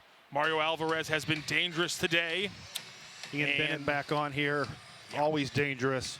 And Huffman also back on here for the Wave. Excuse me, Alex Bradley on here for the Wave. My apologies. Huffman, the first time he has not been on the field for one of these dangerous free kicks. They have not been able to score yet. Mario Alvarez, a dummy there from Bradley. Ricardo Cavallo from long distance, and it's too high. Stays in bounds off the wall, but we'll have an ambush ball. John Esque, bad first touch, and he turns it over to Alex Bradley in the Wave, going the other way. Wave 3-on-4. Ambush defense settles it down. Will Niamsi in the corner. He's going to get doubled up here, but he turns away from it. And a great little breaking pass to Lucas Almeida. Almeida down the left side. He's got Curtis Kirby in the middle. He's going to pass it off now to the right and on deep to Ali Sodal off William Bonahene. What a shot there from Sodal. Kirby should have probably made the run around the outside on the other side there, kind of cutting in there. Oh, what a killer pass from Almeida, and Ali Sodal couldn't put that in. But how about Lucas Almeida? He's so confident and comfortable with the ball. You really don't expect Ali Sodal, tall, lanky player. You just don't expect him to uncork one. I don't think William Bonahene, who's down on the ground right now, and I think it was Sodal's kick who might have caught him in the face. I don't think you're expecting that kind of rocket, that cannon from Ali Sodal. So Bonahene down now, being attended to by the Wave trainer. But man, that shot from Sodal over from the right side, Almeida put it down to him, and then he absolutely tore into one. That is really the first big play we've seen from new Ambush player, former Comet, Ali Sodal, and it was almost a special one. Yeah, he caught all of it, and Bonahene couldn't get his hands up quick enough, and I think he took one right off the noggin. Yeah, William Bonahene still down right now. By the way, your Twitch chat continues to keep it up. The Dr. Empire Strikers, I have a feeling he's on Twitch waiting for a different game. He says, Bonahene boo-boo? It seems like he's okay, but he was down for a moment. I want to tell everyone thank you to all your activity on the Twitch stream, listening to MASL TV on Twitch. I've been very entertained by all your comments so far. You'll be seeing that one on Saves of the Week. That's from the MASL, excuse me. Get a free kick here, be patient, keep this a little bit, and let's try and keep Milwaukee pinned in on this end. Here we go. James Togba, another new addition, gets it to Guernsey. Guernsey getting it to Mike DeSilva, who's getting his jersey almost torn off his back by Andrew Wiedebeck. I mean, if you're seeing skin, there's going to be a call, right? Yeah, I mean, great job by him. Off balance, keeps it under control, and then gets yanked a couple different ways. Almeida tried to sneak that one in the back post, just missed. Schmerman, I like that one. Just a little reverse kick to send it back into danger, and it's going to still be the ambush ball. Christo to James Thomas. James Thomas almost put it up or 90. Ali Sodal fighting for the ball. He wins that one across the face of the goaltender. And the Wave are trying to get this one out, and Javier Steinwasser overkicks that one. Troy Morrison on his horse. He's got Lucas Almeida pressured. Almeida now in the corner against Troy Morrison, and he gets it to Paolo. Good effort there, Richard Schmerman, and now it's going the other way for the ambush. Well done out of the back there. And a switch there for the ambush, a little delayed. As SK brought it back to slow it down, he gets it to Marcel Berry. Marcel Berry now taking on Harrison one-on-one. Lost his dribble a little bit, but he's got it back. One-on-one with Harrison on the right side, looking left. And he turns that one over, a little mistake tap, if you will, from Berry, but he's not going to be distracted as he kept pressuring the ball. And now Azqueta has it for the Wave. But the ambush had numbers. Will Niamsi pressures. And now it's on Marcel Berry again with the ball going the other way. And man, another great defense there by Azqueta as Marcel Berry's having a little trouble with his possession. Yeah, both teams defensively doing a good job on players when they get turned towards them. Alvarez slows it down. Bradley almost misplayed that one. Bad touch. Almost was a turnover, but stays with the Wave. Alvarez over to Huffman. Working that right side as Alvarez will now switch the side to Bradley. Bradley trying to test with Sanchez on SK. Cycle it back. Thomas comes out. Alvarez just on the Axios logo. Down to Sanchez, who would switch sides. Sanchez down to Huffman. Huffman works it back the other way. Sanchez back up that left side again. More recycling here from the Wave. Alvarez now tries to get inside. Good punch there from SK. And now it's the other way, but Marcel Berry can't hold off the Wave player, and it's a turnover going the other way. And how about Cesar Correa? Yeah, he's had a good game. Man, in a Wave uniform for the first time, and he has been fantastic for them. Will Niamsi almost misplayed that one in the box in front of Paolo, but they got out of trouble there. Double here from the Wave on Niamsi, and Niamsi's not going to be able to get out of there, but the ball will fall to James Thomas's foot, and it's the ambush ball going the other way. Going to need to get a few changes here.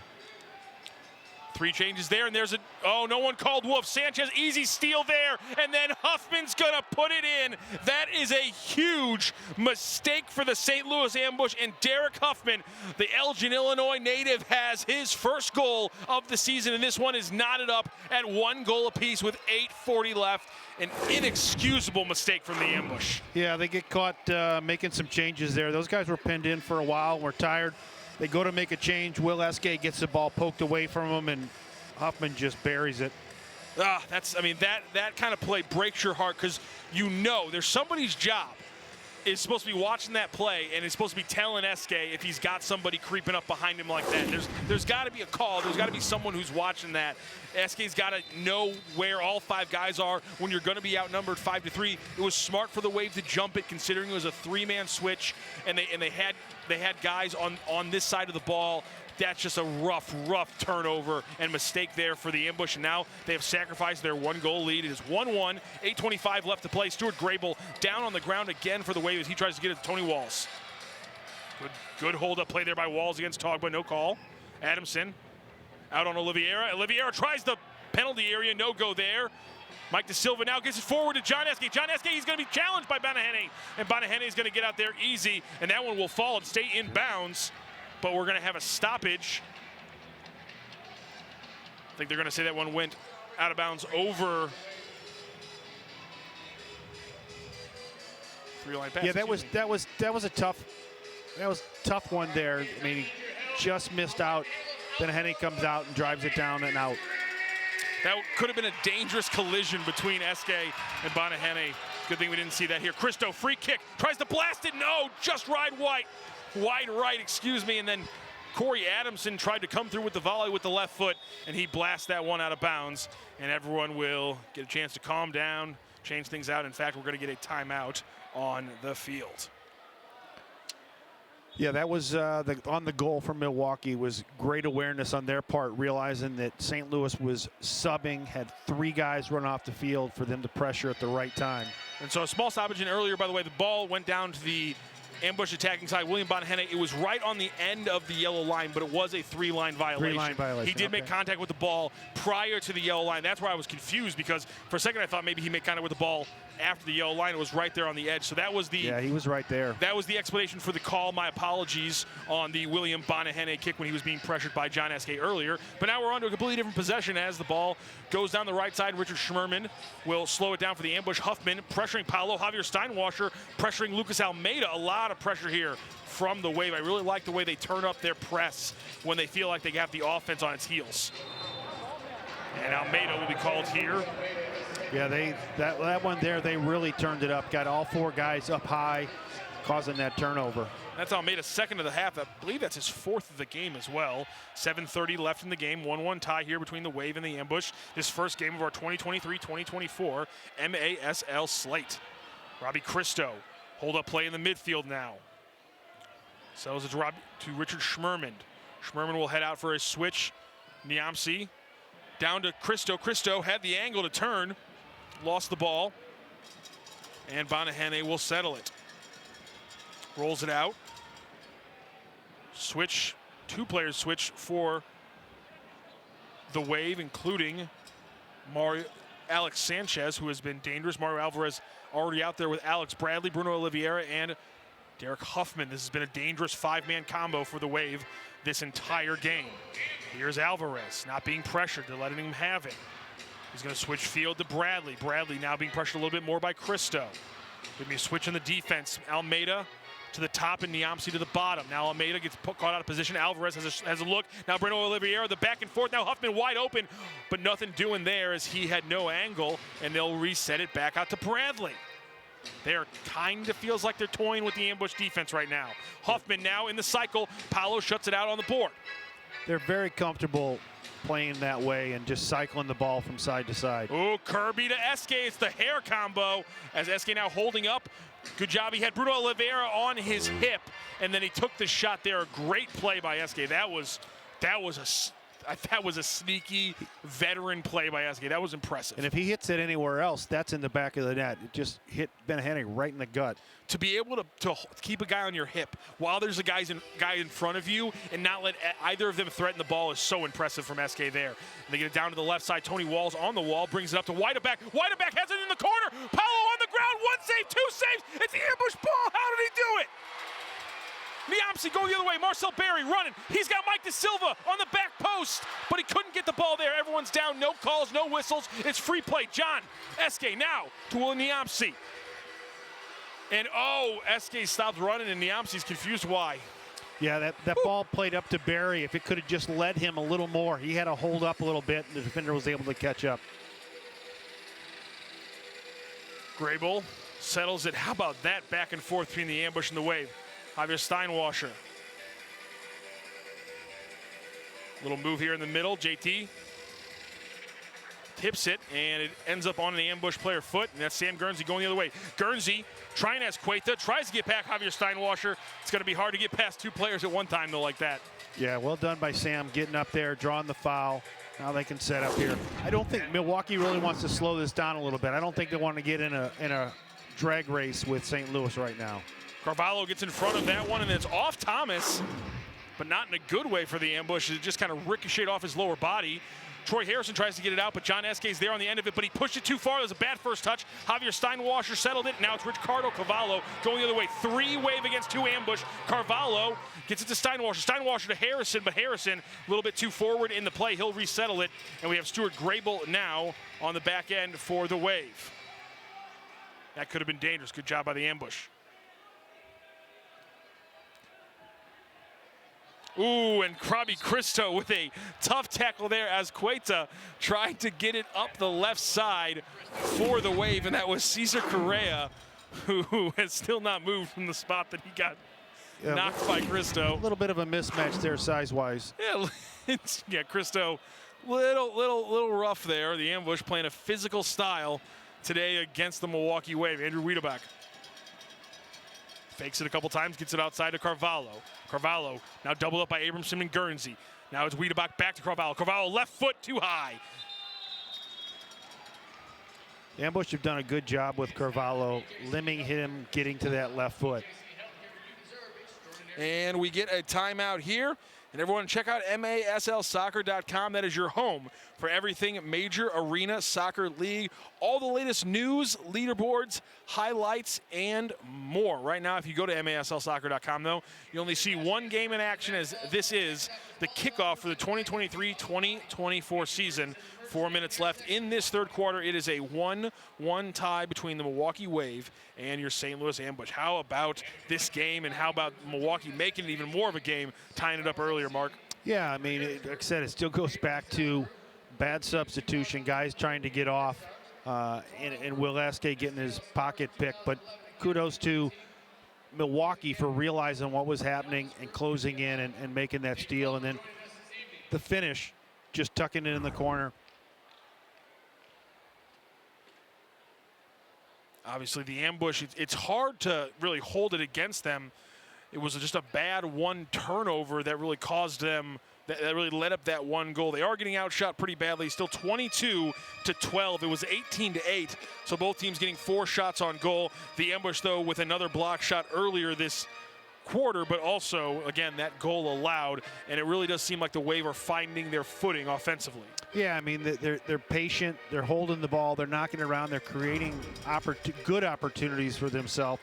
The Ambush has to, at this point, have to make sure they just don't keep dropping back as they're knocking around and get themselves too pinned in. They need to stay up high. Going to be big for them, and obviously a low-scoring game here. And really, when you think about this, 1-1 in the third, does this benefit the Ambush or the Milwaukee more? Because I really think you continue to keep this score low. You keep this pace maybe this high, but the score low. I really think the hectic style that Locker's trying to go for this Ambush squad, I think it might play into their hands today. Yeah, I mean, I think at this point, either team is comfortable right now. The Ambush, if they can get it and they can hold the ball a little bit longer, they're getting some opportunities, but it's one chance opportunities, where Milwaukee's getting multiple opportunities off of their possessions. All right, we're going to get a restart here. 4 minutes left in this third quarter. We're tied 1 apiece. The Ambush will start this one off. Paulo with a long throw. He's going to try Robbie Christo, who's matched up against Bradley, excuse me. Javier Steinwasser came in there to give him a little bump as well, and the Ambush are able to get possession, but not in a dangerous area, and Mario Alvarez got a little pressure from Will Niamsi, and Niamsi lost possession after a call there from the official. Troy Harrison now working on the left side for the Wave, and Ali Sodal getting a foot in there, almost turning him over. Harrison against the wall, doubled now by the Ambush. 3 Ambush going against 2 Wave, and right now the Ambush looks like they're going to come out of it. Almeida down to the ground, though. Harrison still has control of the ball, tries to get it off the wall, gets it through the feet of Will Niamsi, and then somehow a ricochet falls to Robbie Christo's foot, and then we'll just recycle this whole thing. Sodal blocked shot there right off the ribs. He got crushed pretty good. Sodal guarding Alvarez there. Now it's Sanchez against Richard Schmerman. Schmerman couldn't get the block there, but Paulo, solid as always, between the pipes. Another beautiful save. 2:53 left to play, 1-1. Alvarez to Sanchez on that right side. So popular of a move here. Now it's Breno Oliveira to Christo. Christo over to Marcel Berry. Berry on the left side. Switches field to Ali Sodal. Ali Sodal down the left side. Tries to get the through pass to Christo off the heel of Bradley. Now it's back down to Christo. Christo, not a great first touch. Can't handle it. We're going to have to recycle it and play a little possession. Yeah, this is where St. Louis has to be able to keep it here. Now they're able to get some changes, keep the ball, be patient. 2:22 left in the third quarter. See if now James Thomas can get a ball up top here. I was just about to say, I didn't want to jinx him. Oh, William Eske tried to get his first tally of the season. I don't want to jinx him, but James Thomas is sitting 1 point away from his 100th career MASL point. Right now sits at 71 goals and 28 assists. So maybe the assist, maybe the key shot. James Thomas for his 100th. We might see that today. And in fact, if he put it in right now, it would be a huge, crucial 2-1 win for the Ambush right now, 1-1 with 1:48 to play in this third quarter. Breno Oliveira facing off against Marcel Berry. They both go down, and it looks like Berry might have caught Breno on the back heel of his right foot. Yeah, he kind of dove in there and missed it, and then he was pulling away. Berry got his leg up. 3 back, 2 forward for the Wave. Attacking on the left side, cut inside here. Berry's right there to stop it, but what a save by Paolo. How did Cesar Correa get that shot off, Mark Moser? A very quick release. I mean, little shimmy to the right, and he unloaded on that right foot. Luckily, it was right at Paolo, and he got his chest on it. Do you ever have a defender take advantage of maybe the refs watching the ball and just absolutely just level you when you try to cut inside the middle like that and get a shot off? Yeah, I mean, it happens, but great vision on his part. Huffman tries to blast one wide right, and it's off the work and into Bruno Kirby's hands. Curtis Kirby, not Bruno Kirby. My apologies for the 1950s Hollywood reference. And Azqueta will reset there. Body's flying. Can't believe I called him Bruno Kirby.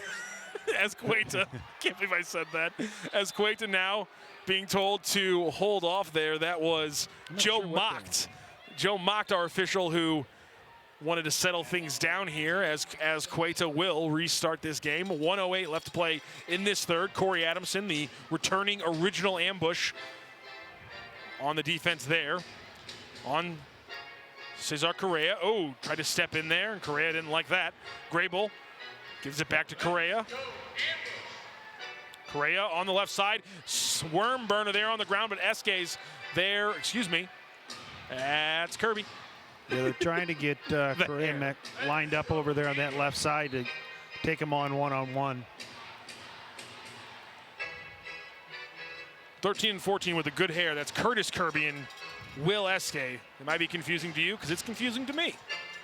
As Andrew Wiedebach passes it forward for the Wave. It was intended for Carvalho. It turned over. And then Niamsi tries the same thing, a long ball to Robbie Cristo, and it's a Wave ball. That's Carvalho across the field to Javier Steinwasser. Steinwasser all lost his balance but kept the ball over to Carvalho. Carvalho working right to left on Will Niamsi. He tries the shot there, blocked by Niamsi. Robbie Cristo going the other way. He nutmegs Wiedebach, trying to go to the right wall and make something happen there. He's able to. It's off Wiedebach, and it is an ambush ball. Yeah, the Ambush need to just continue here, but they need to start creating some pressure and keeping the ball on the Milwaukee end a little bit more. And there is the bell for the end of the third quarter. This one all knotted up at 1 goal apiece, 1-1 between the Milwaukee Wave and the St. Louis Ambush. An absolutely incredible first 3 quarters here. We'll be back for the fourth one when we return on MASL TV on Twitch.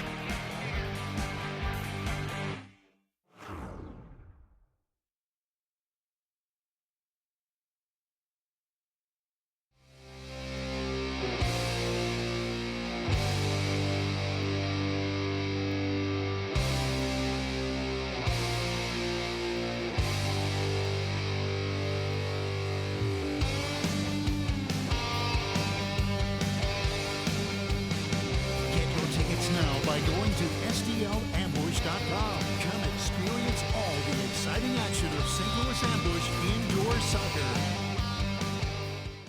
The doctors of Signature Orthopedics are committed to providing the most advanced and innovative diagnostic, treatment, and if needed, surgical options available in the entire St. Louis region. With 22 orthopedic surgeons and pain management specialists, board certified in every aspect of orthopedic care, including sports medicine, we have you covered. From foot, ankle, knee, hip, shoulder, elbow, wrist, and spine.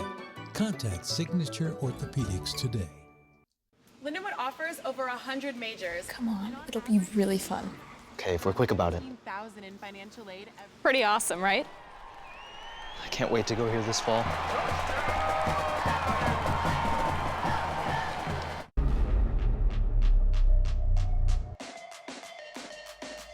Restore Chesterfield is the official wellness and recovery center for your St. Louis Ambush.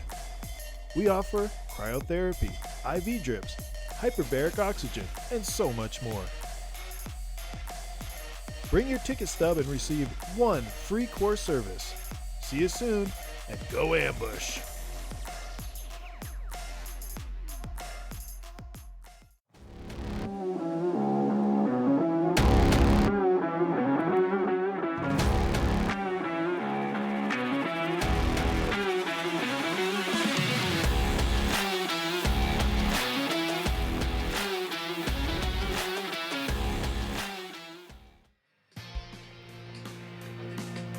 Welcome back into MASL TV on Twitch. I'm Matthew Rocchio, joined by St. Louis Soccer Hall of Famer Mark Moser as we bring you the 4th quarter of this St. Louis Ambush versus Milwaukee Wave match. It's been a 1-1 game here as we enter the 4th. And Mark, we got an interesting comment here on the Twitch chat, and you can always follow the Twitch chat, and please chat. We're going to be reading these throughout the game. STL is doing a good job defensively, but their strategy is to throw it up to Cristo or flick it on and wait for a turnover with SK's speed. Good luck, it's going to be another long season for Ambush fans. To me, that sounds like a pretty classic counter-attacking, counter-pressing squad, and I think that's what Ambush want to be doing this year. Yeah, I mean, they're clearly they're not a possession team right now. Nope. They're trying to counter. Unfortunately, when you do that and you don't keep it in there for the second and third chance, you're right back sitting. You're playing way too much defense. And we also got a correction. And by the way, that was West Coast training on the Twitch chat. We also got Root Access 99 who corrected me. I can't believe he actually did this. Bruno Kirby was actually born in 1949 as his acting career started in '69. Not a 50s reference. Durward Kirby would be a 50s reference. I didn't think someone would readily have the information on my complete flub, but hey, I appreciate it. We live here, we try to get things right, so any corrections, anything we do wrong, please let us know. My apologies to the Morrison family, not Harrison, Troy Morrison, and I know I keep screwing up Breno Oliveira's name. Breno, not Bruno, my apologies. Well, as long as I don't call Ian Bennett Tony Bennett, I think we're okay. That's Ian Bennett, Tony Bennett. That would be, you know what, a reference that a lot more people on the chat would have gotten than mine. So you know what, go ahead and make that mistake, Mark. I think everyone would enjoy it. And Ian Bennett's back out here to start this half. He didn't play very much that third quarter. And William Eskay trying to get things going for the Ambush here as we have started this 4th quarter. It is a 1-1 game, just 2 goals for the opening game in the MASL 2023-2024 slate. Suffice it to say, I think this will go down as one of the, if not the lowest scoring first 3 quarters of a game this season. Probably, but both teams have had good opportunities. This game has not been all played in the midfield. Not at all. There's a lot of opportunities, a lot of hecticness in both penalty areas, a lot of fallen bodies, a lot of rebounded balls, and so far only one each has fallen into the net. And Mario Alvarez and the Wave will try to change that. Ian Bennett gets to Huffman on the side. Steinwasser crashing in from the right side to that elbow, and he couldn't get an accurate shot there, but they will retain possession. Alvarez is going to recycle it. Escueta gets it to Breno Oliveira. A little contact there from Escueta and Thomas, but a good shot there from Almeida, but cleared away from James William Thomas Bonahene. took a clip on the ankle there. He was struggling. Yeah, he's not happy with the official. He cannot catch a break right now. He's been on the ground a lot, and unfortunate, it's been tough for him considering he's been coming back from an injury for the last few months. Robbie Cristo, possession now for the Ambush. He's getting pressured by Bennett. He's got to watch that. A bad turnover has cost the Ambush their lone goal today. Well done there by Robbie, just to hold it up, kind of recycle it. That's a bad giveaway by Schmerman. Bonahene takes it out of his area, gets it upfield, and now it's Cesar Correa. Correa's going to be pressured by Barry. Good spin move to keep it live, and Bradley will settle it down. Milwaukee very comfortable with this right now. Milwaukee with 3 on the back right now. Usually what we'll see here is wide back traverse up the side. He's going to cut middle here as Carvalho took possession on the right side, and now it's going the Ambush way. Wide back continues to pressure the ball, and here we go, Correa with a header, and it's going to be more Wave possession. Carvalho up the right side. He's going to cut back inside with a spin move on Eskay. Retreats, now back to the right-left moves. Ooh, silky Ricardo Carvalho. Little too much there. He wants to get to that left foot and pull the trigger. The Ambush have done a good job of keeping him from releasing that shot. I imagine Ricardo Carvalho is absolutely just a delight to watch play futsal. The way he controls it with that back foot and just tries to command his defender to go where he wants him to, that's so enjoyable to watch. Yeah, and he, with the top of his foot, but he uses his body so well to shield players at the same time. Long ball from Sodal into the dead area, picked up by Mike DeSilva, former Comet to former Comet, and DeSilva's going to trip over Stuart Grable. Can help him up, though. 12:08 left in this fourth quarter, and so far the Wave not playing with any extra intensity here in the fourth, but the consistency we've seen all game. Cesar Correa shot straight at Paolo, but he's able to stop it. Yeah, he's frustrated there. A little foul along the boards. He was frustrated, got a good shot off. Paolo just stepped up. Paolo fights off Tony Walls with a hand and gets the ball up. That's Corey Adamson all alone after a sliding defender. Stuart Grable missed it. He tried to center it, but a great job pushing it out by Escueta. Now Javier Steinwasser trying to win this one on a slide. He does. Gets it to Tony Walls. Tony Walls looking now for a cross pass to Steinwasser. Steinwasser pressured by Guernsey. Guernsey gets in his way. He's in front. Steinwasser now back to his right foot. He's going to be tripped down in front of the right inside of the penalty area, but no call there. Guernsey pulls him up. Adamson now will switch sides to Kirby. Kirby down the middle. He sets it over to lane to James Thomas on the left side. Starting to open up a little bit here. And James Thomas tips it past Bonahene, but they can't make anything happen. And Curtis Kirby might have a goal, but it's going to be no goal. They're calling it off. There was too much happening. There was head contact in the penalty area, and immediately we have medical personnel coming out because Corey Adamson, and I'm having trouble seeing which Wave player is down. I believe it's Steinwasser. It's not Steinwasser. It might be Breno Oliveira. I think I see a 2. We're going to try to get you a name there, but the game has paused. It's 11-11. It's a 1-1 tie. This last play here was an ambush attack. They got the ball into the middle, but then Corey Adamson hit Stuart Grable. Excuse me, it was number 12, not number 22, on the ground for the Wave. Stuart Grable has been an unfortunate magnet for contact during this game. Both him and James Thomas together and apart have got a lot of contact in this game. As you see, both medical staffs are working right now on Stuart Grable, who is standing up, and Corey Adamson, who is still down on the ground. Yeah, I mean, both two players playing hard, going after it, and just the contact, both of them with hitting their head. You got to make that call there. Unfortunate for the ambush that it a second later, and that's a goal. Yeah, obviously the fact that Curtis Kirby's rebound goal, I mean, that was a beautiful goal by Kirby, by the way. He had a very small window because Bonahene was still playing it. Curtis Kirby had an extremely small window in the top part, just from essentially the right corner over to the left a little bit. Yep. He had that small little stretch, a little rectangle to put it in, and he did, but unfortunately it's not going to count. 11-11, 1-1 tie. Opened up here the last couple of minutes, and the pace has picked up a little bit. That it did, and William Bonahene will throw this one out for the Wave. No changes, no penalties, no fouls, no cards were issued in that collision. Just a possession change, and Will Eske here for the ambush, and just wide left. Just off the post there for Eske.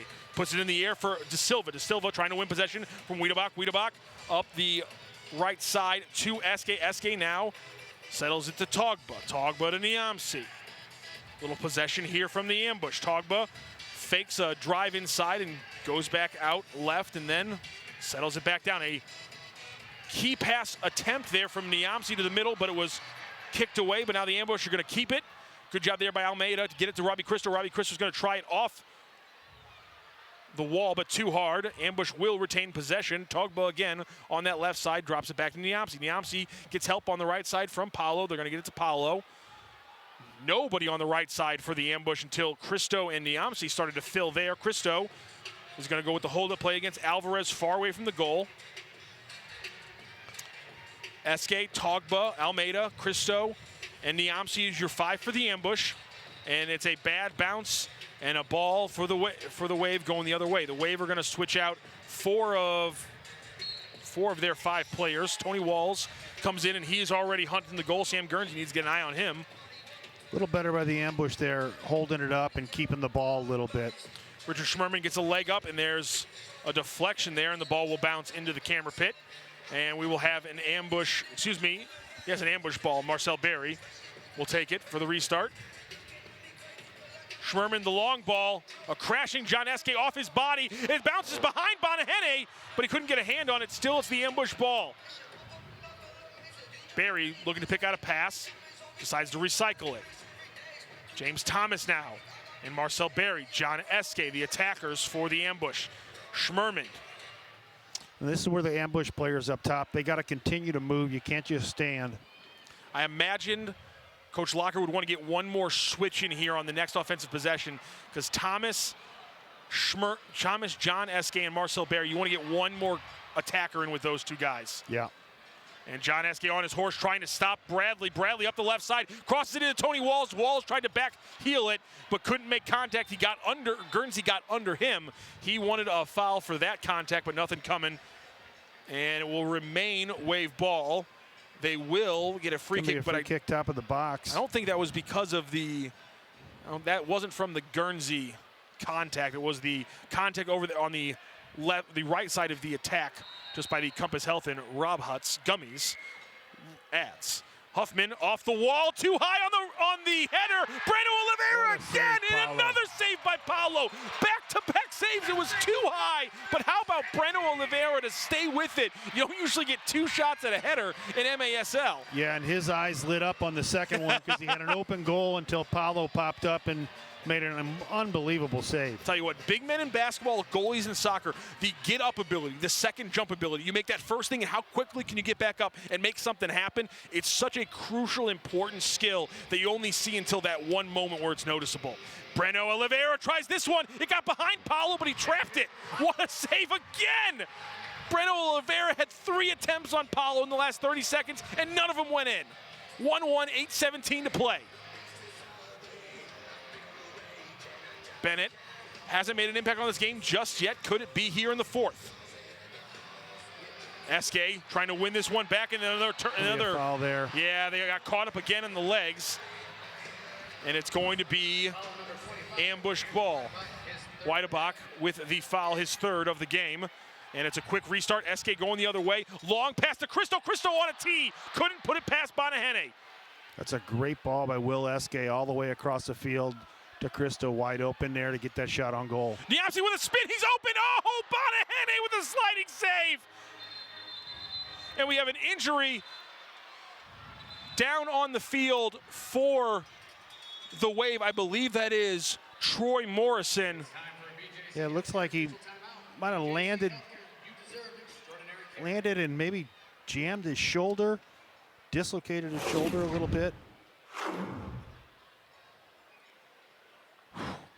And no doubt here, everyone's saying it on the Twitch chat. Saves of the week multiple by Paulo over the last minute of gameplay.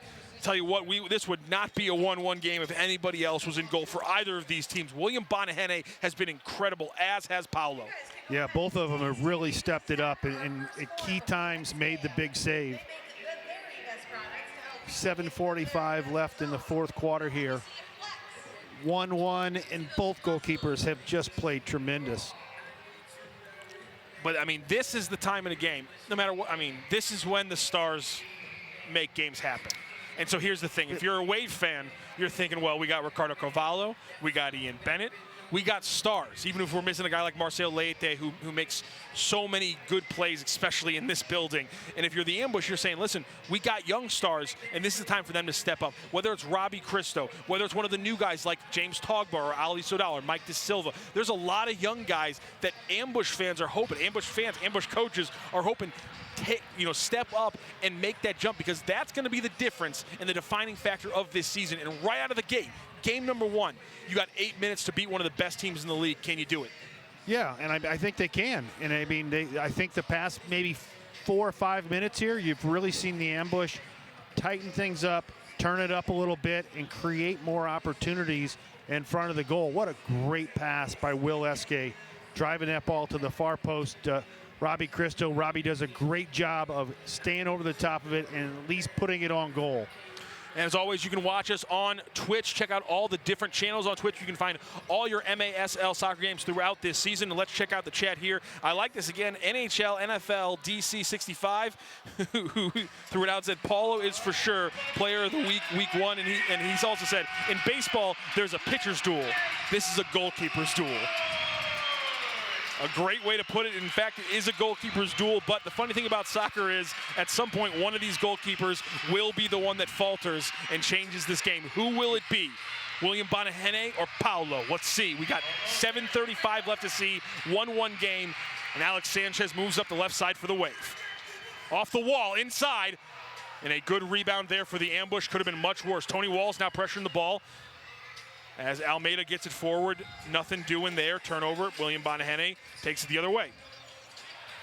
Oh, bad turnover there from Escueta, and Almeida couldn't make him pay. Oh, the effort there from Almeida as he worked his way around Mario Alvarez and then fell on top of William Bonahene. And now William Bonahene is writhing around. I think he's saying he might have hit his head somehow because of the pressure from Almeida. Yeah, Almeida came down on him there a little bit, but Almeida's trying to squeak through, gets a little bump and falls forward onto Bonahene. He might have actually got a little bit of Lucas's knee as he was coming forward and Lucas was falling forward. I do like when we get references across the sport as Wispy LFC. It's obvious. Paulo is not just Paulo, he's Prime Neuer. A reference to German goalkeeper Manuel Neuer. And I like that too because Paulo loves to have the ball at his feet too. And he's been really solid. Obviously a lot of keepers in this league very crucial in how they can control the ball with their feet. I think Paulo, though, definitely one of the more talented players. And William Bonahene, Lucas Almeida must have really landed on his neck because he is clearly uncomfortable right now and in pain.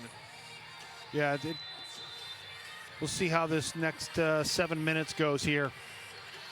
William Bonahene, long nice throw. Yeah, to Tony Walls, and Sam Guernsey pushes him down, and just two former teammates having a little fun. Alvarez restarts for the Wave.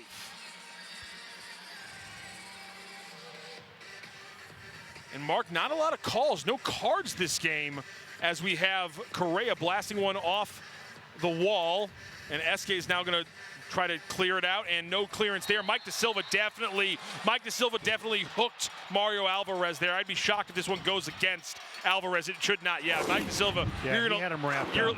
I'm sorry, fella, you're losing that discussion every single time. You hooked him clear as day. And again, the third official gets the eyes on it. There's no question. There's no complaints. That is a clean, easy call. Great job by Joe Mocht on that one. Well, and that's something we're talking about. The three referees, they really have not entered into this game. We have not noticed it, but they have made a lot of correct calls. And that's the thing is I really do think their control of the game is better. And that's why I don't think we haven't seen a card. Sometimes maybe you come out with the blue because you want discipline on the field. But I think with that extra man out there, you're not worried about bringing the discipline to the game through a card because you have control of the game with three guys on the field. And that's why I think we haven't seen a card at any point during this game. Well, the players know there's nowhere to hide at this point. That's true. That's a good point. Like you said, even if you do get a hard shot when you're coming inside, no longer is there not a guy watching the guy. There's everyone, if you get a big hit on a guy over the middle, they're going to call you for it every time now. Right. As the Wave sustained pressure here, but no shots on goal in the last minute and a half. 5:45 left to play here in the fourth. Bradley could not keep that one. SK, though, just punched it out to a waiting Grable. Sanchez cuts inside left, right. Oh! James Togba almost rebounded that one into the net, and Paulo would have been absolutely heartbroken with that 2 one. minutes there. Yep. Nope, Alex Sanchez. No, there it is, the first blue! The announcer jinx. I apologize, ladies and gentlemen. We had been going so well. And the immediate. There wasn't even a breath before Juliano Oliveira, the head coach for the Milwaukee Wave, threw that red challenge flag out without even blinking. I mean, he saw blue, and then we saw red. Yeah. And sorry, that was Cesar Correa. It was Alex Sanchez was coming up later in the play. Cesar Correa was the one who made contact with Marcel Berry.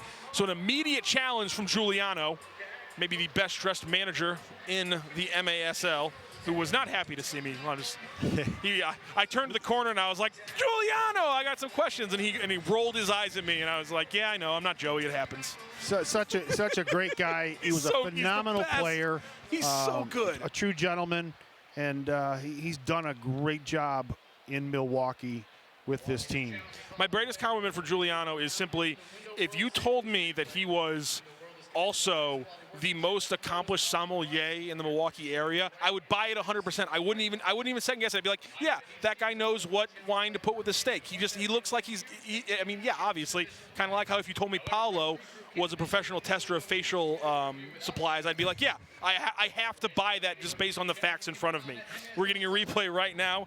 That is Shane Butler, Joe Mocht, and Matt Rodman are 3 officials on the field today looking over that play. And again, Mark, we've been talking a lot about it. 3 officials on the field. That is going to be in effect for the first 2 home games for every team this season. So obviously, even though Milwaukee's away now, they will see this multiple times across their season, as will the Ambush if they play in anybody else's first 2 home games. So you see a couple of games of this to start the season, and really they just want to get more eyes on the game. And we really think, Mark, that we've seen that today, especially with the fact that this is the first card and what has been a fairly physical game. And there it is, the blue card has been confirmed. Shane Butler lets everybody know it is a blue card, has stood. The Milwaukee Wave and head coach Giuliano Oliveira will lose their challenge, and it will be a benefit, a bonus, an advantage here for the St. Louis Ambush, as they will have a 5-on-4 against William Bonahene in the Wave with 5:31 left to play in this 4th quarter. This is a huge opportunity here with 5:31 left. I think the rest, they were looking to see whether he was truly behind him when he had that foul, and I think it turned out that he was. I am a little surprised that was the contact that drew the first blue of the game, but nonetheless, late in the game, things have kind of built up, and now the Ambush have a power play. Can they do what they rarely did last year and make an impact inside the penalty area on a power play? Right now being kept outside the shell. A lot of passing between Almeida and Eske. Robbie Cristo looking to make something happen. Almeida from the outside. That's a crucial pass inside to Thomas to Robbie Cristo. And the extra pass. Save. I think the extra pass might have hurt him there, Mark. I think Thomas had a better chance at that one. And Bonahene, oh, he's still down again. Oh, William Bonahene is not having a good day, as another flying save by Bonahene seems to have caught him in a bad moment, and Bonahene is down again, being attended to by the medical staff for the Milwaukee Wave.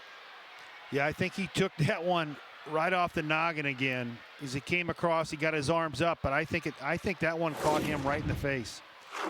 By the way, Root Access on our Twitch chat pointing out, for those wondering, there were 2-1 games last season in the MASL. This is a rare thing we're seeing with a low-scoring game today, and you see another pink jersey coming out to the Milwaukee side, and that means that they are going to their backup goaltender, and that is going to be... Is that Augie Ray? It should be Augie Ray coming in, but I thought I saw a different number than what Ray was listed as. So Bonahene is going to be walked off by this medical staff, the 3rd or 4th time that he had been on the ground. And now we believe it is Augie Ray in between the pipes. Augie Ray listed on our roster as number 32. Number 28 is the goalie for the Milwaukee Wave, and we're just going to go ahead and keep saying that's Augie Ray, because I believe that is Augie Ray. We're going to go with Augie. Augie in between the pipes now for the Milwaukee Wave, as it is a 5-on-4 advantage for the Ambush. Minute 17 left to play on the power play. Here's James Thomas again with almost no angle. Augie Ray gets his first save of the game. And the Ambush players on the field, I believe they wanted a handball there. And the ball all the way down to Willem Eske on the other side. Tough way to come into the game during a power play. Absolutely. Almeida on the left side gets it over Richard Schmerman. Him and Schmerman playing a little pass. Thomas trying to make something happen in the middle of those 4 Wave players. Almeida to Eske. Eske looks over to Robbie Cristo on the left side. Passing it around the edge. 45 seconds left in the power play. 1-1 game, 4:13 left to play. First game of this 2023-2024 MASL season. Can the Ambush get a win? Can Milwaukee force no goals in this power play? Would be huge for them. And the Ambush, a lot of passing on the perimeter, but nothing inside so far. We're down to 24 seconds in the power play. Sherman tries it. Oh! Just wide. Robbie Christo back in the ball. He puts it off the wall, and it came off Stuart Grable's back, but an easy one for Augie Ray to slow down. And it will be a long toss from Wade. Will Eske. 10 seconds left on the penalty, now down to 5, as Breno Oliveira will maybe try a short-handed goal here. They had none last year through the Wave, and they are back to full strength here, so Ian Bennett loses possession at that moment. William Eske gets the ball now, and Almeida looks like he's holding his knee after another tackle from Cesar Correa. Lucas might have tried to sell that one a little too much, I think. I think he got clipped, but it was not anything flagrant. Yeah, at this point, it's hard for Lucas, because at this point, I feel like his knees always hurt. As Mike DeSilva, hold-up play against Bradley, gets it up to Curtis Kirby. Kirby a little bit quieter here in the second half, but he has been so solid for the Ambush the entire game. Almeida off the wall to Mike DeSilva. DeSilva back heels it. He thought he had Sodal in the middle. Ian Bennett now 2-on-3. Bennett guarded by Sodal. Sodal gets his right foot in there to bash it away. There's a little confusion here. Ball's in the air, and Paolo's gonna end up with it, and he had his heels on the line when he threw that one away. Inches away from a potentially catastrophic call against Paolo there. Good patience by Sodal there to hold that up when he realized he didn't have numbers. You don't think about goalies with footwork very often, but nonetheless, we had a texter earlier who called him the Manuel Neuer of the MASL, and after that handy little foot and hands play, I got to give it to him. Marcel Berry up the right side, tries something there. Ali Sodal! Oh, he had it on a tee and he couldn't! Whoa! Ali Sodal, no! Ian Bennett going the other way. Marcel Berry, good steal there, and Curtis Kirby puts it out of bounds. Oh no! Oh, Ali Sodal in his first game for the Ambush. An absolute tee. Oh! Right on the line, came off his heel and went straight across the box. Oh my gosh, I mean, the ball didn't even go forward. It came off backwards. That's a heartbreaker for Ali Sodal. Man, he has really come into this game across the last quarter or so. By the way, we're down to 2 minutes in this game. 1-1, 1:45 to play. We're gonna get a little free soccer for everybody here in St. Charles, Missouri. William Eske, guarded by Huffman. Eske to Paolo. Paolo, he's going to be charged by Steinwasser. Long ball off to Alvarez, who puts it off the wall. Now Christo is going to be doubled. He's going to put it off the wall. He's got his own possession here. Minute 30 to play. Christo holds up play, sets it down to Corey Adamson. Adamson returning to the ambush. Long ball here off the glass, and it falls to Guernsey after a bounce in dead man's area, a no man's land. Oh my gosh. Last minute 10, James Togba takes on Alex Sanchez one-on-one, passes it off to Mike DeSilva. DeSilva turnage off the wall, and it's gonna recycle into the bench. It'll be an Ambush possession, exactly 1 minute left on the game clock. It's a 1-1 tie. Ambush have done well here the past minute and a half since that power play. Keeping the ball, keeping the pressure on Milwaukee. James Togba starts it off, gets it to Mike DeSilva. Mike DeSilva getting pushed off the ball by Mario Alvarez, but he stays with it. DeSilva trying to work from right to left. DeSilva then wins that header.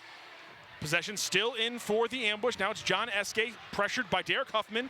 Eske turns it around, tries to go between Steinwasser and Huffman, can't do it. Resets, 35 seconds left to play. Everyone in the family arena is on their feet right now for these final 30 seconds. The Ambush have the ball. Will Niamsi down to James Thomas. James Thomas to Almeida. Almeida, the veteran of this club. Second on points last year, drops off to DeSilva. DeSilva to Lucas Almeida. Almeida off the wall, and then James Thomas, too hard. Another one on a tee for the Ambush, and they can't convert. Just couldn't get turned on it. Perfect touch, but he just couldn't get turned on it, and winds up getting underneath it and putting it over the top. 12.8 seconds left to play.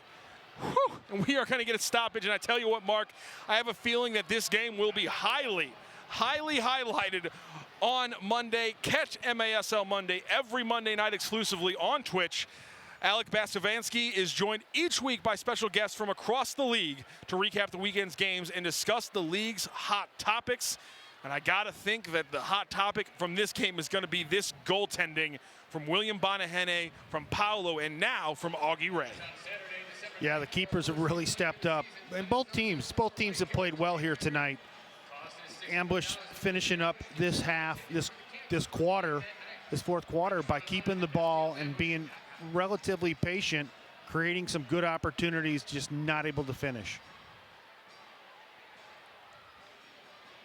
This has been an incredible game. The Ambush strike first, lead for so much of the game, and then a bad turnover leads to a 2-on-none and an easy conversion for the Milwaukee Wave.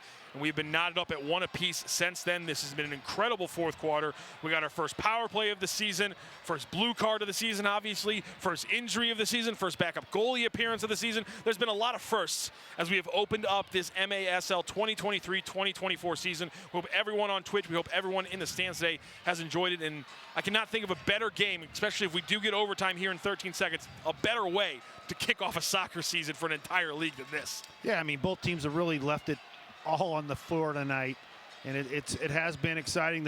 Everybody here at the Family Arena has really been buzzing, and it's been a great crowd and a good game. 10 seconds left, long ball here. Derek Huffman will have the ball. He tries to turn it, it'll be an easy save there from Paolo, and we have now an Ambush player down on the ground. I think that's Sam Guernsey holding his right shin. Does a full somersault. By the way, everybody, you can get the latest news on the MASL and your favorite teams by following MASL Soccer on Facebook and Instagram, and MASL Arena on Twitter, or as some like to call it, X. Yeah, it looks like Guernsey came down maybe on that left ankle and rolled it a bit. Got tied up there, I think, with Tony Walls and maybe someone else, and he got the worst of that. Been an incredible game, and obviously has slowed down a little bit here in the second half, and you'd think that maybe a team like Milwaukee would be able to take advantage of that, but they haven't been able to take advantage of the slowed down game yet. And Sam Guernsey, let's not minimize this one. This is a huge loss in a short period of time for the Ambush. It didn't look that bad, but you know, you're probably not going to have him in the overtime if it happens. And Sam Guernsey and Derek Huffman having a few words there. Yeah, I mean, I'm sure that's, hey, you played a good game. Get well soon. I hope you're all good, buddy. Right? That's right. I don't think that's what they said. No. Well, let's here. Everybody in the Twitch chat, let us know. What do you think Derek Huffman and Sam Guernsey were saying? I think it was lovely. You know, what did you have for Thanksgiving? I'm more of a ham guy. What about you? Do you like turkey? I'm more of a white meat. Do you like dark meat? I'm more of a stuffing. Do you call it dressing? You know, I thought that was probably the conversation happening. Yeah, I think you're totally wrong. I got a feeling there was a few select words there. That's not what you and the boys would talk about during games? Oh, that was okay. not the conversations that we had. Long ball from Paolo off Christo's head, just barely skims his hair, and we will go to overtime. Free soccer, ladies and gentlemen, here on MASL TV on Twitch. Again, let me hear what those conversations between Derek Huffman and Sam Guernsey were in the Twitch comments. But we're going to come back on the other side. We're going to have more soccer for you here on MASL TV on Twitch. It is a 1-1 tie between the St. Louis Ambush and the Milwaukee Wave as this season in the MASL 2023-2024 starts off with overtime when we come back on the other side here on MASL TV on Twitch.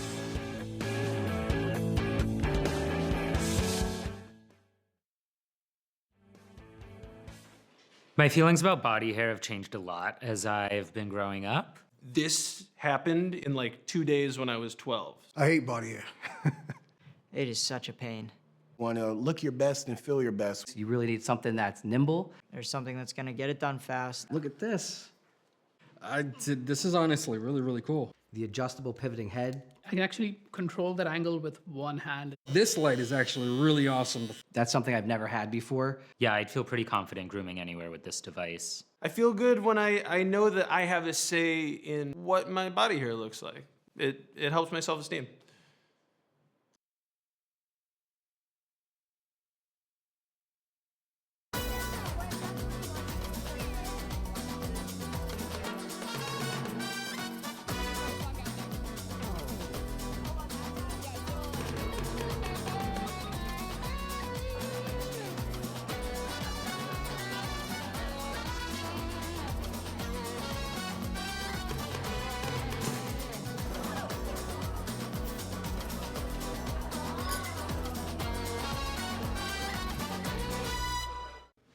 offers over 100 majors, and on average, each student can receive around $15,000 Did you see it yet? in financial aid every Well, I don't know if this is the right time. number of scholarships. Maybe when there aren't as many people around. Come on, it'll be really fun. Now here we are. Okay, if we're quick about it. One of our female dorms on campus.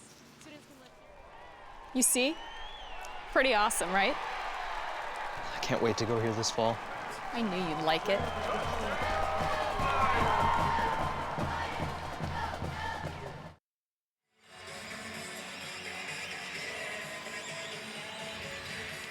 And the St. Louis Ambush and the Milwaukee Wave are tied 1 apiece as we enter overtime, and it's the 2 best words in soccer: golden goal. 10 minutes, first team to score walks out of here with the first win of the MASL season. The Milwaukee Wave will be attacking left to right, and they start this one off. Tony Walls kicks it off. What a way to start the season with a little overtime right off the bat. Golden goal, baby. Nothing better. First one that crosses that white line. And we're walking out of here either winners or losers. Somebody is happy and somebody's not. Mario Alvarez settles it for the Wave on the left side. Alvarez tries to get it up, but a turnover, but it goes into the bench, and it is Wave ball. Almost a good turnover there for Lucas Almeida. Breno Oliveira starts off the restart. Down to Stuart Grable. So you need Mario Alvarez. Escueta gets it down to Bennett. Bennett guarded by Kirby. And they recycle it here. 9:14 left to play in this overtime period. Escueta guarded by Curtis Kirby. Takes it to the middle. Now Bennett on that left side. Takes on Schmerman one-on-one. Schmerman sliding blocked shot. And now Bennett will, almost got doubled up by Tony Walls, but Walls took down Richard Schmerman, and it will definitely be ambush ball going the other way. Curtis Kirby, by the way, down here on the bottom of your screen is in the ear of Joe Schmidt about that play. Well, they threw the red flag from the St. Louis bench.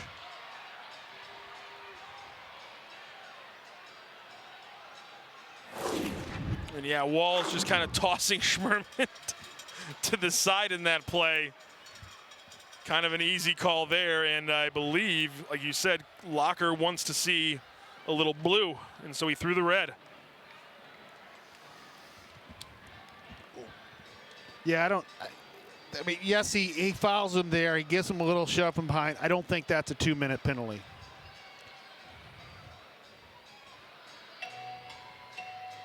And we'll get a little time kill music as our 3 officials will again take a look at the review period here. Obviously, the Ambush did not use their one challenge during the regulation part of the game. They get the one challenge here in the overtime period.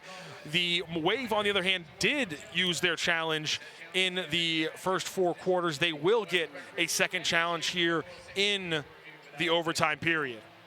And Mark, what are you thinking here as we're seeing the same video replay that our 3, Matt, Joe, and Shane are all looking at? Your thoughts? Yeah, no, there's no 2-minute penalty there. And yes, and that'll easy call there. Shane Butler will just wave that one off. No penalty there. No blue card. Schmerman's backing into him at the same time. So now Walls gets his hands up on his back, but Schmerman's taking a step back at the same time. So, you know what? And that's not the way you want to end. Go into an overtime game and give out a 2-minute penalty for something like that. I love some of these comments. Is it just me, or did I just see a Josh Sargent Norwich jersey? Well, you are in the metro area that claims Mr. Josh Sargent, and we like our local players being EPL players, so we buy jerseys no matter what team it is. Right down the road, St. Dominic. Yep. Swansea City, right? Or Swansea, Illinois for Sargent, or O'Fallon? O'Fallon. My apologies. Missouri. O'Fallon, Missouri. My apologies. I always there's blanking on who's Swansea. So many soccer players from the St. Louis area. It's hard to keep track which one's which. As Bradley brings it up for the Wave into a cadre of Ambush players, and so they'll have to kick it back out and reset. Here comes Correa, guarded by Barry. Barry and Togba bracketing Bradley. Barry lets him into the middle a little bit, but an easy pass there from Grable. Grable with some free space that was easy to get, and then Marcel Barry able to clear out the Ricardo Carvalho shot off the walls. Breno Oliveira not on the field right now for the Wave. And, James Thomas caught Stuart Grable's foot as he went down, and Grable is getting an absolute nonchalant shake of the head from Joe Schmidt. Or Joe Mock, excuse me, who is not going to call anything there. Huffman off the floor. Oh, and there it is! Chris Cesar Correa. Huffman set him up. The crasher, there were 4 ambush in the box, but no one was watching the brand new Wave number 15 crashing through the penalty area. And just like that, the Wave down 1-0 early, come back and will take this game 2-1 in overtime over the St. Louis Ambush. A heartbreaker of a loss for the Ambush on this game. Yeah, that's a tough one there. I mean, Paulo comes out, goes off Paulo's foot, pops right up, and Correa's just coming in and just buries it right there to put this game away. You got to respect Correa. A great follow there. We've been talking the entire game. Ian Bennett has been doing it the entire game. We also saw some great crashes from Huffman as well, just the taking advantage of at times flat-footed ambush defenders, and you saw it right there. Huffman, the little hold-up play, we've been talking about it so much. He's on there in the left corner, holds up just a little bit, and then he gets Cesar Correa crashing through the middle. We talked to Juliano Oliveira before the game, and he talked about they got a couple players from other teams, they got a couple players from Florida, and obviously they get Correa and from Utica, and he makes an immediate impact. He was all over the field the entire game, and then when it mattered the most, he had the impact shot, the impact movement for the Wave. Yeah, and you know that set it up perfect for them. They've been playing that way, the possession, keeping the ball, being patient, and waiting to break St. Louis down and get that opportunity. And unfortunately, as it gets poked in there, goes off Paulo's foot, and right to Correa, who's just streaking straight towards the goal and buries it. So something still for the Ambush. They walk out of the season opener with points. They will now have a week to work on things and come back with their first away game of the season next week, but obviously still a sour taste in your mouth if you're an Ambush player after that game. Yeah, it's not the way you want to start the season. And they played well at times tonight. They created opportunities. I think they ended up with 21 shots on the night to Milwaukee's 32. So they battled back in this game in the second half, but it's a tough one. It's tough for them to drop this one. Milwaukee gets the victory in overtime. Now they head to Kansas City to play on Sunday. So this will be this could be a really good start for Milwaukee this year. And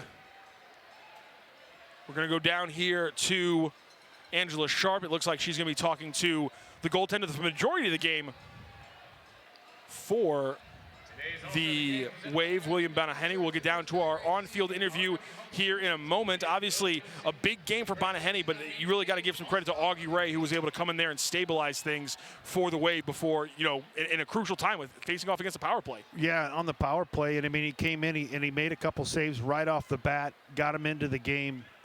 That's a really tough spot as a keeper. You're sitting on the bench, you're opening the door for your teammates. Next thing you know, you're thrown into St. Louis, who was knocking on the door on a power play, and you have to step in there and try and defend that. But Bonaheny, what a great game. Both him and Paulo down there talking now. And, those two guys, first class tonight from both of them. They both also, play well. You got to love here, Marcel Berry and John Eske are signing autographs. And let's go down to Angela Sharp right now with William Bonaheny from the Milwaukee Wave. All right, we are down here with our post-game interviews. This game was a very hard-fought game, kind of almost a goalie game. So I'm starting off with, I'm going to call you Willie Biggie for the next day. What did you think of the game? It seemed like you were making a lot of great saves. Polo's making a lot of great saves as well. Yeah, it came down to, kind of getting lucky. We got an opportunity, crashed the box, scored the goal, but, it was always going to be a battle on Thanksgiving, and I'm glad that we put on a show. Definitely put on a show. Now, what are you looking forward to for your next game, seeing that you just had this game today? It's just regroup. We hit the road tonight, get a full day out in KC, and just kind of see what we need to work on and keep going. I feel like I have to ask, because people at home are going to want to know. You're good now? so to speak. Yeah, it should be good. Should be good. He should be good. So, great game. Thank you very much.